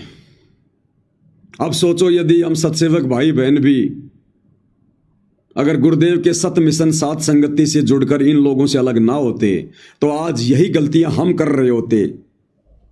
और पूरी संगत दोषी बन रही है, पूरी संगत दोषी। कोई भी माई का लाल इनके कुकर्मों पर उंगली नहीं उठा रहा है, सच कहने को तैयार नहीं है। हाथों में चूड़ियां पहनकर बैठे अपने कोऑर्डिनेटरों के डर के मारे। सबके सब दोषी बन रहे हैं भगवान के। जिस प्रकार महाभारत के युद्ध में द्रौपदी को नंगा करने का प्रयास हो रहा था, सब चुपचाप बैठे थे, किसी ने हिम्मत नहीं करी। एक विदुर ने हिम्मत करी और वो विदुर दोष मुक्त हुआ। बाकी सबके महाभारत के युद्ध में बक्कल उतरे, सबकी दुर्गति हुई जो वहां देख रहे थे खड़े खड़े, जानबूझ के सांची तजे हुए थे। तो केवल सत्सेवक भाई बहन है जो इन आश्रम वालों को इनकी गलतियों से रूबरू करवा रहे हैं, संगत को संगत तक सच्चाई पहुंचा रहे हैं, किसी न किसी माध्यम से, सात संगति के माध्यम से या वीडियो बना के, जैसे भी है। बाकी ये जितने भी आश्रम वाले हैं, जितने भी कोऑर्डिनेटर हैं, जितने भी ये संगत वाले हैं जो लड्डू जलेबी बर्फी के चक्करों में अपनी मौज मस्ती में घूम रहे हैं, सब दोषी हैं भगवान के। सबका बक्कल उतरेगा, सबका। ये जो बदनामी हुई है गुरुदेव भगवान की इन अखबारों के माध्यम से पूरे हरियाणा में, भाई बराबर के दोषी हो, बराबर के दोषी, सारे के सारे दोषी हो तुम बराबर के। ये जो बदनामी हो रही है देश दुनिया में गुरुदेव की, कि बाबा रामपाल ने अपनी गलती स्वीकार कर ली। अरे तुम भक्तों की हिम्मत कैसे पड़ गई ये याचिका लगाने की कि बाबा रामपाल बरवाला कांड में गलतियां करके फिर जेल में आया है। अरे नालायको, तुम्हें क्या संज्ञा दें तुम लोगों को? तुमसे तो जानवर भी अच्छे, जानवर भी। और तुम कहते हो हम भगत हैं, हम 20 साल से भक्ति कर रहे हैं, हमें सार नाम मिल गया। तुम्हें क्या कहें भाई और बहनों, शब्द नहीं है। इसलिए दास कहता है भाई और बहनों, इस कलयुग की पिछली पीढ़ी में इन लोगों ने अपने मनुष्य जीवन को बर्बाद कर दिया। गुरु इनको माफी दे तो किन किन गलतियों से माफी दे? इन्होंने तो गलतियों की लाइन लगा के रख दी। और ये जो गलती है, दास आपको बार बार कहता आ रहा है भाई और बहनों कि ज्यों ज्यों युग परिवर्तन का समय नजदीक आएगा त्यों त्यों ये आश्रम वाले बहुत बड़ी बड़ी गलतियां करेंगे। बोलता है ना दास वीडियो में, देख लो ये गलतियां। अरे गुरु की निंदा सुने जो काना, ताको निश्चय नरक निदाना। और जो जन गुरु की निंदा करही, सुकर समान गर्भ में पढ़ी। यह है गुरु की सबसे बड़ी निंदा। इन्होंने खुद गुरु की निंदा की है, ये याचिका लगाकर, गुरु को गल ठहराकर, गुरु को दोषी बताकर कि संत रामपाल जी ने बरवाला कांड में दोष किया, उनकी गलती है। और आज अपनी गलती के लिए वो माफी मांग रहे हैं। क्या समझा इन्होंने? खाली जुबान जुबान से भगवान कह रहे हो। ये सबसे बड़े दोषी हैं गुरु निंदा के। कैसे पार होंगे ये? कैसे मोक्ष मिलेगा इनको? आने वाले समय में इनकी दुर्गति होने वाली है भयंकर। इसलिए दास कह रहा है इन आश्रमों से जुड़ी संगत से निकल जाओ, इनसे पीछा छुड़वा लो, पीछा छुड़वा लो। जो काल ने तुम लोगों को बांध रखा है इनसे, नहीं तो दुर्गति होगी साथ में बराबर।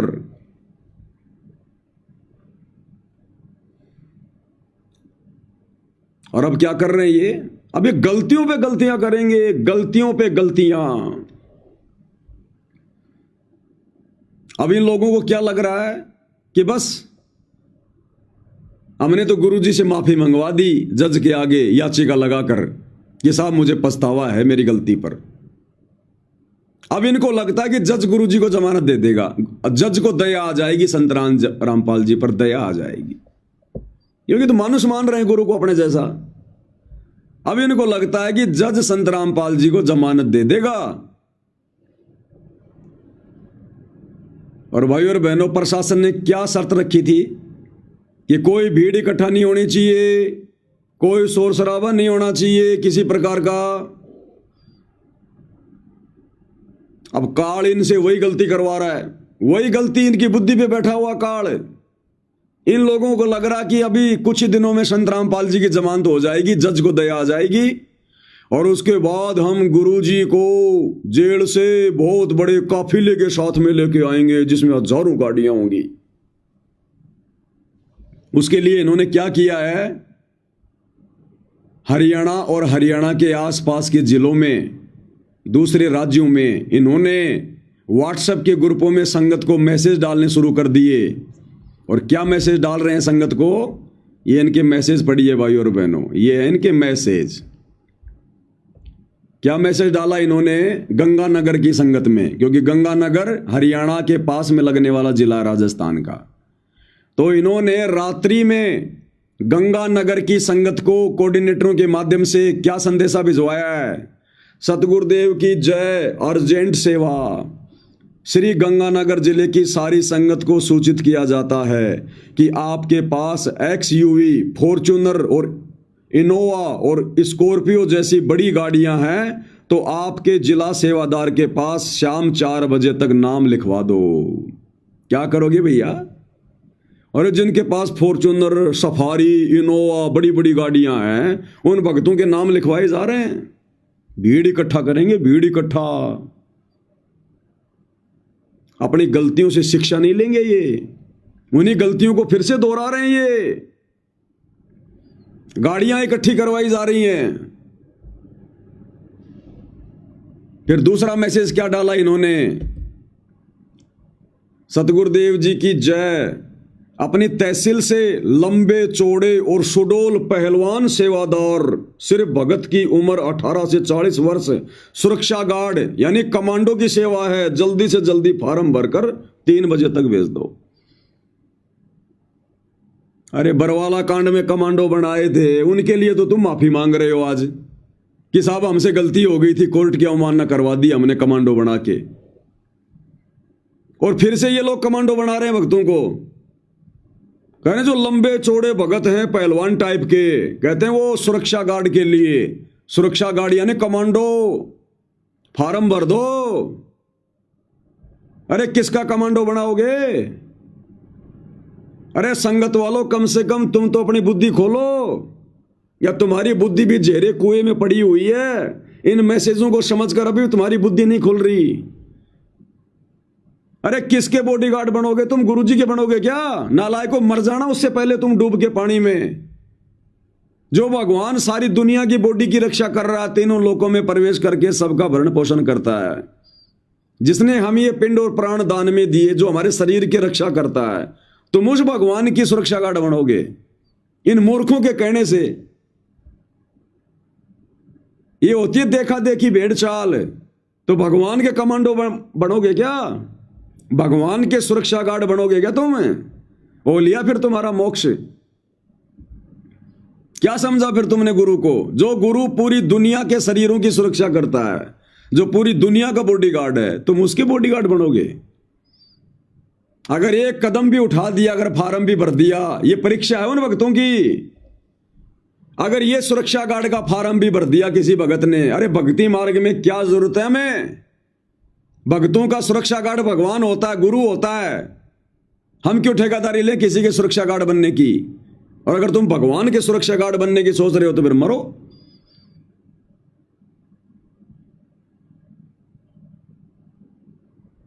अब भी वही गलतियां, जो गलतियां इन्होंने बरवाला कांड में की थी। जजों के आगे भी केवल इन्होंने फॉर्मेलिटी के लिए याचिका लगाई है, अंदर से कोई गलती नहीं है इनको। अंदर से इन आश्रम वालों को अपनी गलती पर कोई पछतावा नहीं है। काल प्रेरणा से केवल देश दुनिया में गुरुजी की बदनामी करवानी थी, बस वो अखबारों में करवा दी। बाकी इनके अंदर ऐसा कोई पछतावा नहीं है। और फिर से वही गलतियां की जा रही हैं। जज कह रहे हैं अगर जमानत दूंगा तो ध्यान रखना इन बातों का, कोई भीड़ इकट्ठा नहीं होनी चाहिए। और इन्होंने तो कमांडो बनाने शुरू कर दिए, भक्तों से गाड़ियां मंगवानी शुरू कर दी बड़ी बड़ी।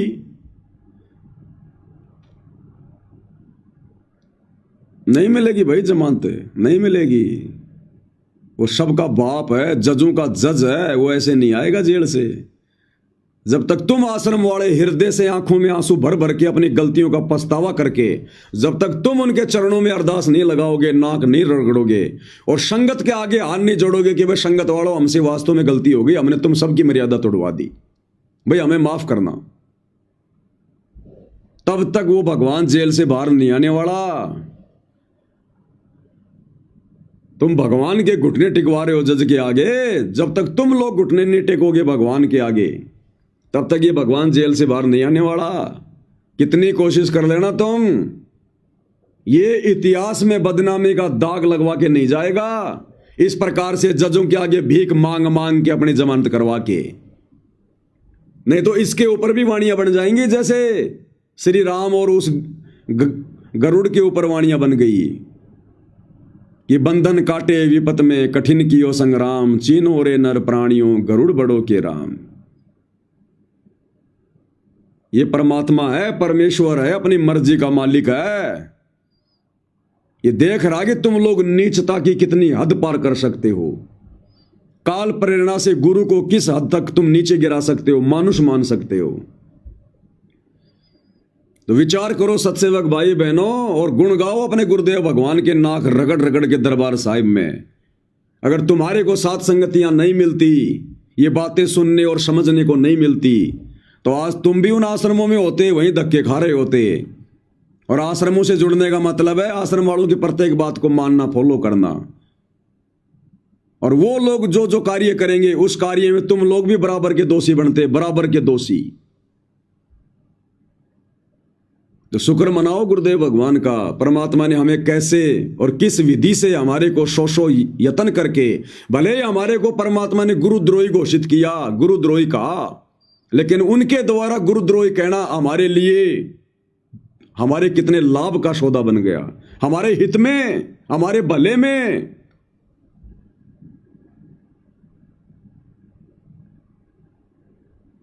बाकी देख लो ये ड्रामे आप लोगों के सामने हो रहे हैं। इन्होंने भगवान को दोषी बना दिया, भगवान को। जबकि बरवाला कांड के समय परमात्मा के ये स्टेटमेंट देखो, बाबा ने कहा मैं तो बीमार था, अनुयायियों ने ही सब कुछ किया। गुरुजी ने नहीं कहा कि मेरी गलती है, गुरुजी ने कहा कि इन लोगों ने किया जो भी किया, आश्रम वालों ने, मैंने कुछ नहीं किया, मैं तो भाई बीमार था। यानी इन्होंने जबरदस्ती मुझे तो बीमार बना के चारपाई पे डाल दिया कि गुरुजी तुम तो बीमारी का बहाना कर लो। अब गुरु क्या करे भैया, परीक्षा थी। ठीक है भैया, जब तुम मेरे गुरु बन गए, जब तुम मुझे जबरदस्ती बीमार कर रहे हो, मुझे सलाह दे रहे हो कि प्रशासन से बचने के लिए, कोर्ट में ना जाने के लिए, कोर्ट में पेश ना हो, इसलिए गुरुजी आपने क्या क्या करना पड़ेगा, जैसा हम कहें वैसा करो। जबरदस्ती गुरु को हार्ट का पेशेंट बना दिया, बीमार बना दिया कि संत रामपाल जी के तो चलने की भी हिम्मत नहीं है। तो गुरु ने कहा ठीक है भैया, जब तुम्हें ठेकेदार बन रहे तो तुम ही करो सारा सब कुछ। तो उस आधार से गुरु ने कहा, बाबा ने कहा मैं तो बीमार था, अनुयायियों ने सब कुछ किया। ये जो बरवाला कांड में जो भी कुछ हो रहा है, कोर्ट की अवमानना हो रही है या लड़ाई झगड़े हो रहे हैं, तो गुरुदेव ने कहा कि इन भक्तों ने किया, भाई मैं तो बीमार था, मुझे तो कुछ नहीं पता।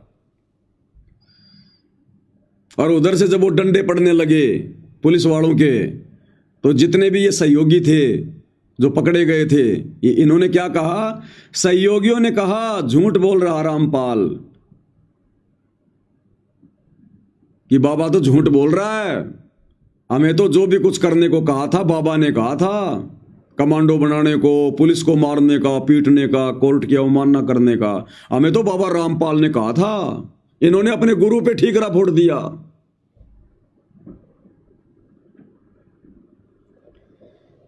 तो भाई और बहनों,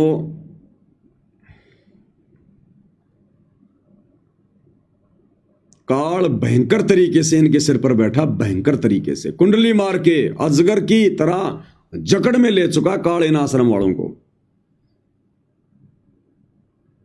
अब ये संगत के ऊपर है भाई, संगत अगर बच सकती है तो बच सकती है। जैसे परमात्मा कहते हैं ना, जो मादा सरप होती है वो जब अंडे देती है, अंडों से जब वो बच्चे फोड़ती है, तो अंडों के चारों तरफ वो कुंडली मार के बैठ जाती है, कुंडली मार के, और वो अपने बच्चों को खाती है। वो खुद अंडे से निकाल निकाल के, फोड़ फोड़ के वो अपने बच्चों को खाती है वो। और गुरुदेव कहते हैं जो बच्चा हिम्मत करके उस कुंडली से बाहर निकल जाता है वो तो बच जाता है, नहीं तो सबको खाती है वो नागिन। तो ये सतलोक आश्रम वाले नागिन है, नागिन है, काल बैठा है इनके सिर पर। और सारी संगत के चारों तरफ ये लोग अपने इस कोऑर्डिनेटर सिस्टम के माध्यम से कुंडली मार के बैठे, कुंडली मार के। अगर कोई एक आध आत्मा हिम्मत करके सात संगति की वीडियो देख के अगर इन आश्रमों से बाहर निकल गई, हिम्मत कर ली, तो भाई उसका बचाव है, नहीं तो सारे के सारे खाए जाएंगे। आने वाले विनाशकारी समय में सबके सब दुर्गति को प्राप्त होंगे, सारे के सारे, और हो भी रहे दुर्गति को प्राप्त। भैया परीक्षा चल रही है, गुरु कुछ नहीं कहेगा, जैसा गुरु को कहोगे गुरु वैसा ही करेगा। अब इन्होंने गुरुजी को हिसार जेल में जाकर ये याचिका लगाने से पहले गुरुजी को सलाह तो दी इन्होंने। अरे गुरुजी ने थोड़ी कहा कोई अपनी मर्जी से, अपनी तरफ से थोड़ी ना गुरुजी ने लगाई है ये याचिका। अपनी तरफ से अगर गुरु याचिका लगाएगा तो सरकारी वकील के माध्यम से लगाएगा, ये तो प्राइवेट वकीलों ने लगाई है। तो गुरुजी ने अपनी तरफ से कोई याचिका नहीं लगाई। इन लोगों ने जाकर गुरुजी को हिसार जेल में सलाह दी कि गुरुजी अब तो एक ही रास्ता बचा है, आप अपनी गलती स्वीकार कर लो जज के सामने। हो सकता है जज को आप पे दया आ जाए, आप पे रहम आ जाए आपके बुढ़ापे को देखकर। तो गुरु ने कहा ठीक है बेटा, कोई दिक्कत नहीं है। जब तुम्हारे कहने से बरवाला कांड में मैं बीमार बन गया तो बेटा मुझे क्या दिक्कत हो रही है? जैसा तुम कहोगे मैं तो वैसा करूंगा। मैं तुम्हारा गुरु थोड़ू हूं, तुम मेरे गुरु हो, और भाई तुम जैसा कहोगे मैं तो वैसा ही करूंगा बच्चों। तो इन लोगों ने फिर याचिका लगा दी कि भाई संत रामपाल जी को बरवाला कांड की घटना पर पछतावा है, उनसे बहुत बड़ी गलती हो गई थी और आगे से ऐसी गलती नहीं होगी। हम सब कान पकड़ के जज से माफी मांगते हैं।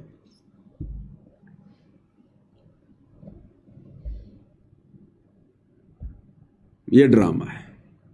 गुरु ने माफी नहीं मांगी। गुरु क्यों माफी मांगेगा भाई? ये परमात्मा है, कोई गलती करेगा क्या? इतिहास बन रहा है भाई और बहनों। ये इतिहास इन आश्रम वालों के मुंह पे थूकेगा आने वाले समय में। बच्चा बच्चा इनके मुंह पे थूकेगा। इन्होंने पूरी तो संगत को काल की गोद में बैठा दिया मर्यादा तोड़वा के, और ऊपर से इन्होंने गुरु को ढंग से मानुष मनवा दिया संगत से। अरे इससे बड़ी बदनामी संत रामपाल जी की दुनिया में दूसरी नहीं हो सकती कि अंत में 10 साल की सजा भोगने के बाद भी संत रामपाल जी को जज के आगे घुटने टेकने पड़ गए इस याचिका के द्वारा। बरवाला कांड का पूरा दोष संत रामपाल जी ने अपने ऊपर लेना पड़ गया, अपने नालायक भक्तों के कारण। कहते हैं जो मैं पूत कपूत हूं बहुर पिता को लाज। अंत में बाप को ही नीचा देखना पड़ता है। शर्मिंदा बाप ही होता है अंत में। बेटा तो गांव में कांड करके भाग जाता है, अंत में बाप के सर पे जूते पड़ते हैं। भाई और बहनों, ये तो लाख जन्मों में भी मोक्ष प्राप्त नहीं करने वाले आश्रम वाले, लाख जन्मों में भी। अब ऐसे काल प्रेरित लोगों की कुसंगति करके ये संगत क्या उम्मीद कर रही है? निकल जाओ इस काल की कुंडली से बाहर, बच जाओगे, नहीं तो दुर्गति होगी तुम्हारी, दुर्गति। बाद में समझदार बनने से कोई फायदा नहीं है। संत रामपाल जी को सारा जेल में खून के आंसू रुलाए जा रहे हैं, खून के आंसू। उनको मानुष मानकर जो व्यवहार किया जा रहा है उनके साथ में, ये तुम्हारी आंखों के सामने भाई और बहनों। हाथ कंगन को आरसी क्या, पढ़े लिखे को फारसी क्या। और हमें यह भी पता है कि आश्रम वाले नहीं मानने वाले। भैंस के आगे बीन बजाने से कोई फायदा नहीं है, कोई फायदा नहीं है। और दास तो अब इनके कुकर्मों पर ज्यादा बोलना भी नहीं चाहता। हम तो अपने सदगुरु की महिमा और अपनी भक्ति करेंगे, हमारे को तो उससे टाइम नहीं है। लेकिन इस प्रकार की जो ये हृदय विदारक जो घटनाएं सामने आती हैं तो रुका नहीं जाता भाई और बहनों। हो सकता है इन घटनाओं के माध्यम से उन आश्रमों में फंसे हुए कुछ भक्तों की आंखें खुल जाएं, अपना जीवन सत्यानाश होने से बचा लें। हो सकता है उन आश्रमों से बाहर निकल जाएं, सत्सेवक भाई बहनों के साथ मिलकर, साथ संगतियों से जुड़कर अपनी भक्ति कर लें, माफी मांग लें भगवान से जाने अनजाने की गलतियों की। हमारी ये कोशिश रहती है। इन लोगों को समझाने की कोशिश नहीं है हमारी। ये जो मुख्य दोषी हैं, गुरु जी के परिवार वाले, ये कोऑर्डिनेटर, बड़े बड़े आश्रम संचालक, ये नहीं समझ सकते। ये तो स्पेशल काल के द्वारा भेजे गए, स्पेशल काल के द्वारा नियुक्त हैं ये। तो ये नहीं समझने वाले किसी भी हालत में। ये तो अंत में अपनी भयंकर दुर्गति करवा के जाएंगे यहां से, दुर्गति करवा के। लेकिन जो संगत है वो परमात्मा की आत्मा है। वो बेचारे भोले भी हैं, नादान भी हैं। हो सकता है उनको ये बात समझ में आ जाए किसी को कि हम किन निकम्मों के पीछे यहां पर आश्रमों में आ रहे हैं। हो सकता है वो बेचारे संभल जाएं, सुधर जाएं। बाकी इससे बड़ा तमाचा सतगुरु रामपाल जी के मुंह पर, जो उनके खुद के भक्तों ने मारा, उनके परिवार ने मारा है, इससे बड़ा तमाचा नहीं हो सकता कोई और।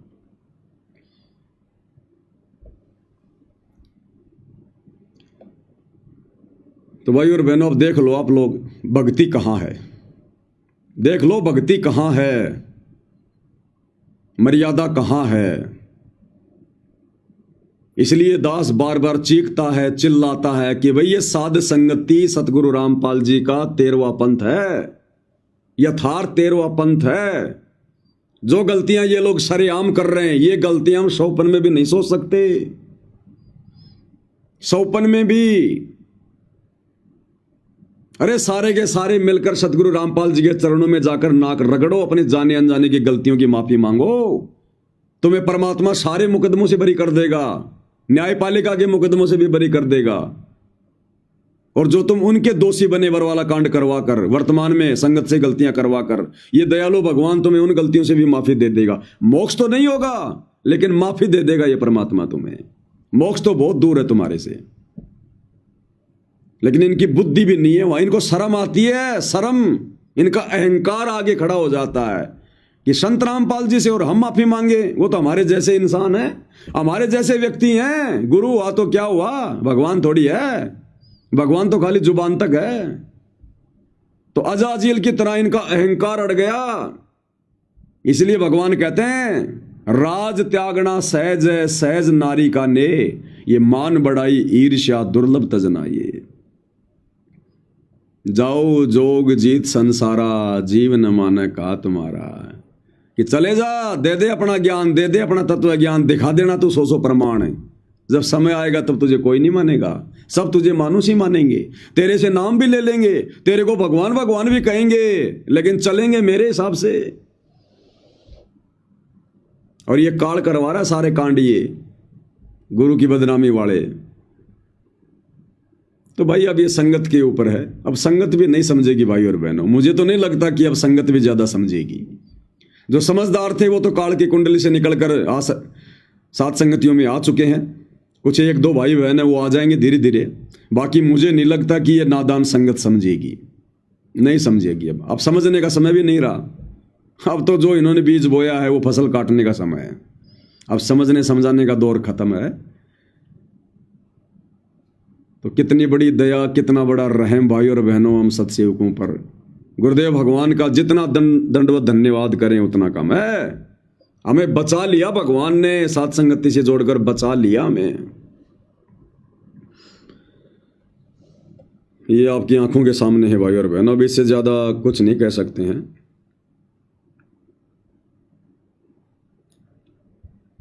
बस ये छोटी सी सूचना थी भाई और बहनों, आप लोगों को देना थी, क्योंकि परमात्मा ने दास की यही सेवा लगा रखी है ताकि भाई बहन कोई भी ऐसी नई नई घटना हो उनसे अपडेट रहें। तो कम से कम जागरूक रहेंगे, सावधान रहेंगे, गलतियां करने से बचेंगे। नहीं तो तुम्हें कौन बताने वाला है ये बातें। इन आश्रम वालों ने न्यूज चैनल भी खोल रखा है, 100 न्यूज चैनल। अरे दिखाओ ना भी ये खबरें, बताओ संगत को सच्चाई कि हमने गुरु के घुटने टिकवा दिए जजों के आगे। दिखाओ सच्चाई। क्यों नहीं बनाते वीडियो इनके ऊपर।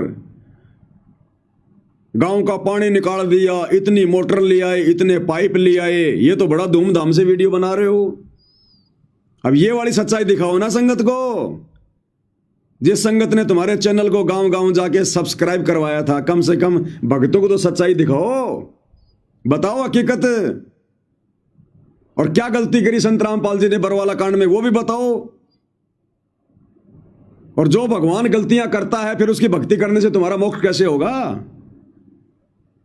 अरे जो भगवान खुद ही गलतियां करता है, जो गुरु खुद ही गलतियां करता है, इस याचिका में यही तो दिखाया गया है कि संत रामपाल जी ने गलती कर दी बरवाला कांड में कोर्ट की अवमानना करके। तो जब तुम्हारा गुरु खुद ही गलतियां करता है तो मोक्ष कैसे होगा तुम्हारा। और कैसे ये दुनिया उनको भगवान मानेगी। पूरे हरियाणा में थू थू हो रही है, पूरी हरियाणा में थू थू।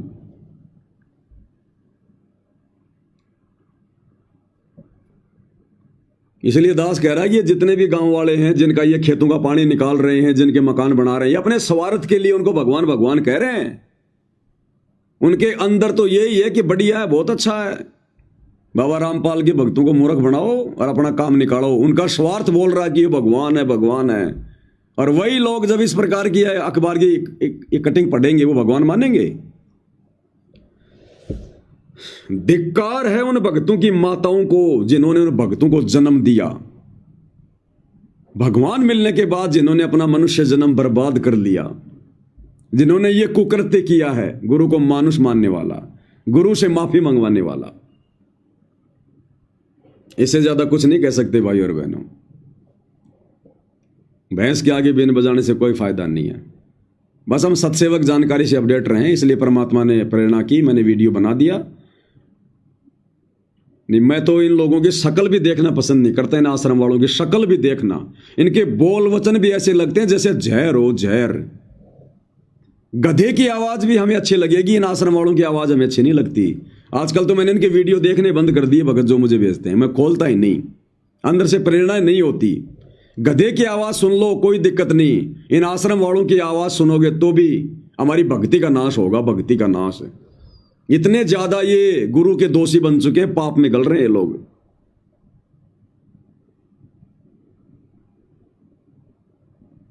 बहुत बुरी स्थिति है भाई और बहनों, बहुत बुरी स्थिति। और आने वाले समय में क्या होगा इनका। दास से परमात्मा जो जो बुलवाते हैं वो बिल्कुल एक एक चीज हकीकत में होती है आगे चल के, कि ज्यों ज्यों ये समय युग परिवर्तन का 2028 का नजदीक आएगा, इन आश्रम वालों से ये काल इनके सिर पर बैठकर बड़ी बड़ी गलतियां करवाएगा। और आज जो गलतियां इन्होंने की है, इससे बड़ी बड़ी गलतियां और करेंगे अभी ये।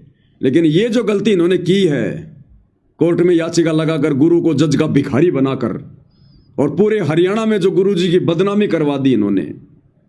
थोड़ा बहुत लोग उनका ज्ञान सुनने लगे थे, उनको एक संत मानने लगे थे। इस अखबार को देखकर तो वो भी छोड़ देंगे भक्ति, कि जाओ रे, काहे का भगवान है जो खुद ही अपनी गलती मांग रहा है। अरे हमारी गलतियां कैसे ठीक करवाएगा जो खुद गलतियों का पुतला है। बहुत बुरी हालत है। काल ने पूरी तरह से कुंडली मार के जकड़ रखा है, पूरी तरह से। दुर्गति, अंत में दुर्गति, भक्ति विधान अनुसार। तो भाई और बहनों, आज के वीडियो में केवल इतना ही। बंदी छोड़ सतगुरु रामपाल जी परमेश्वर जी की जय हो।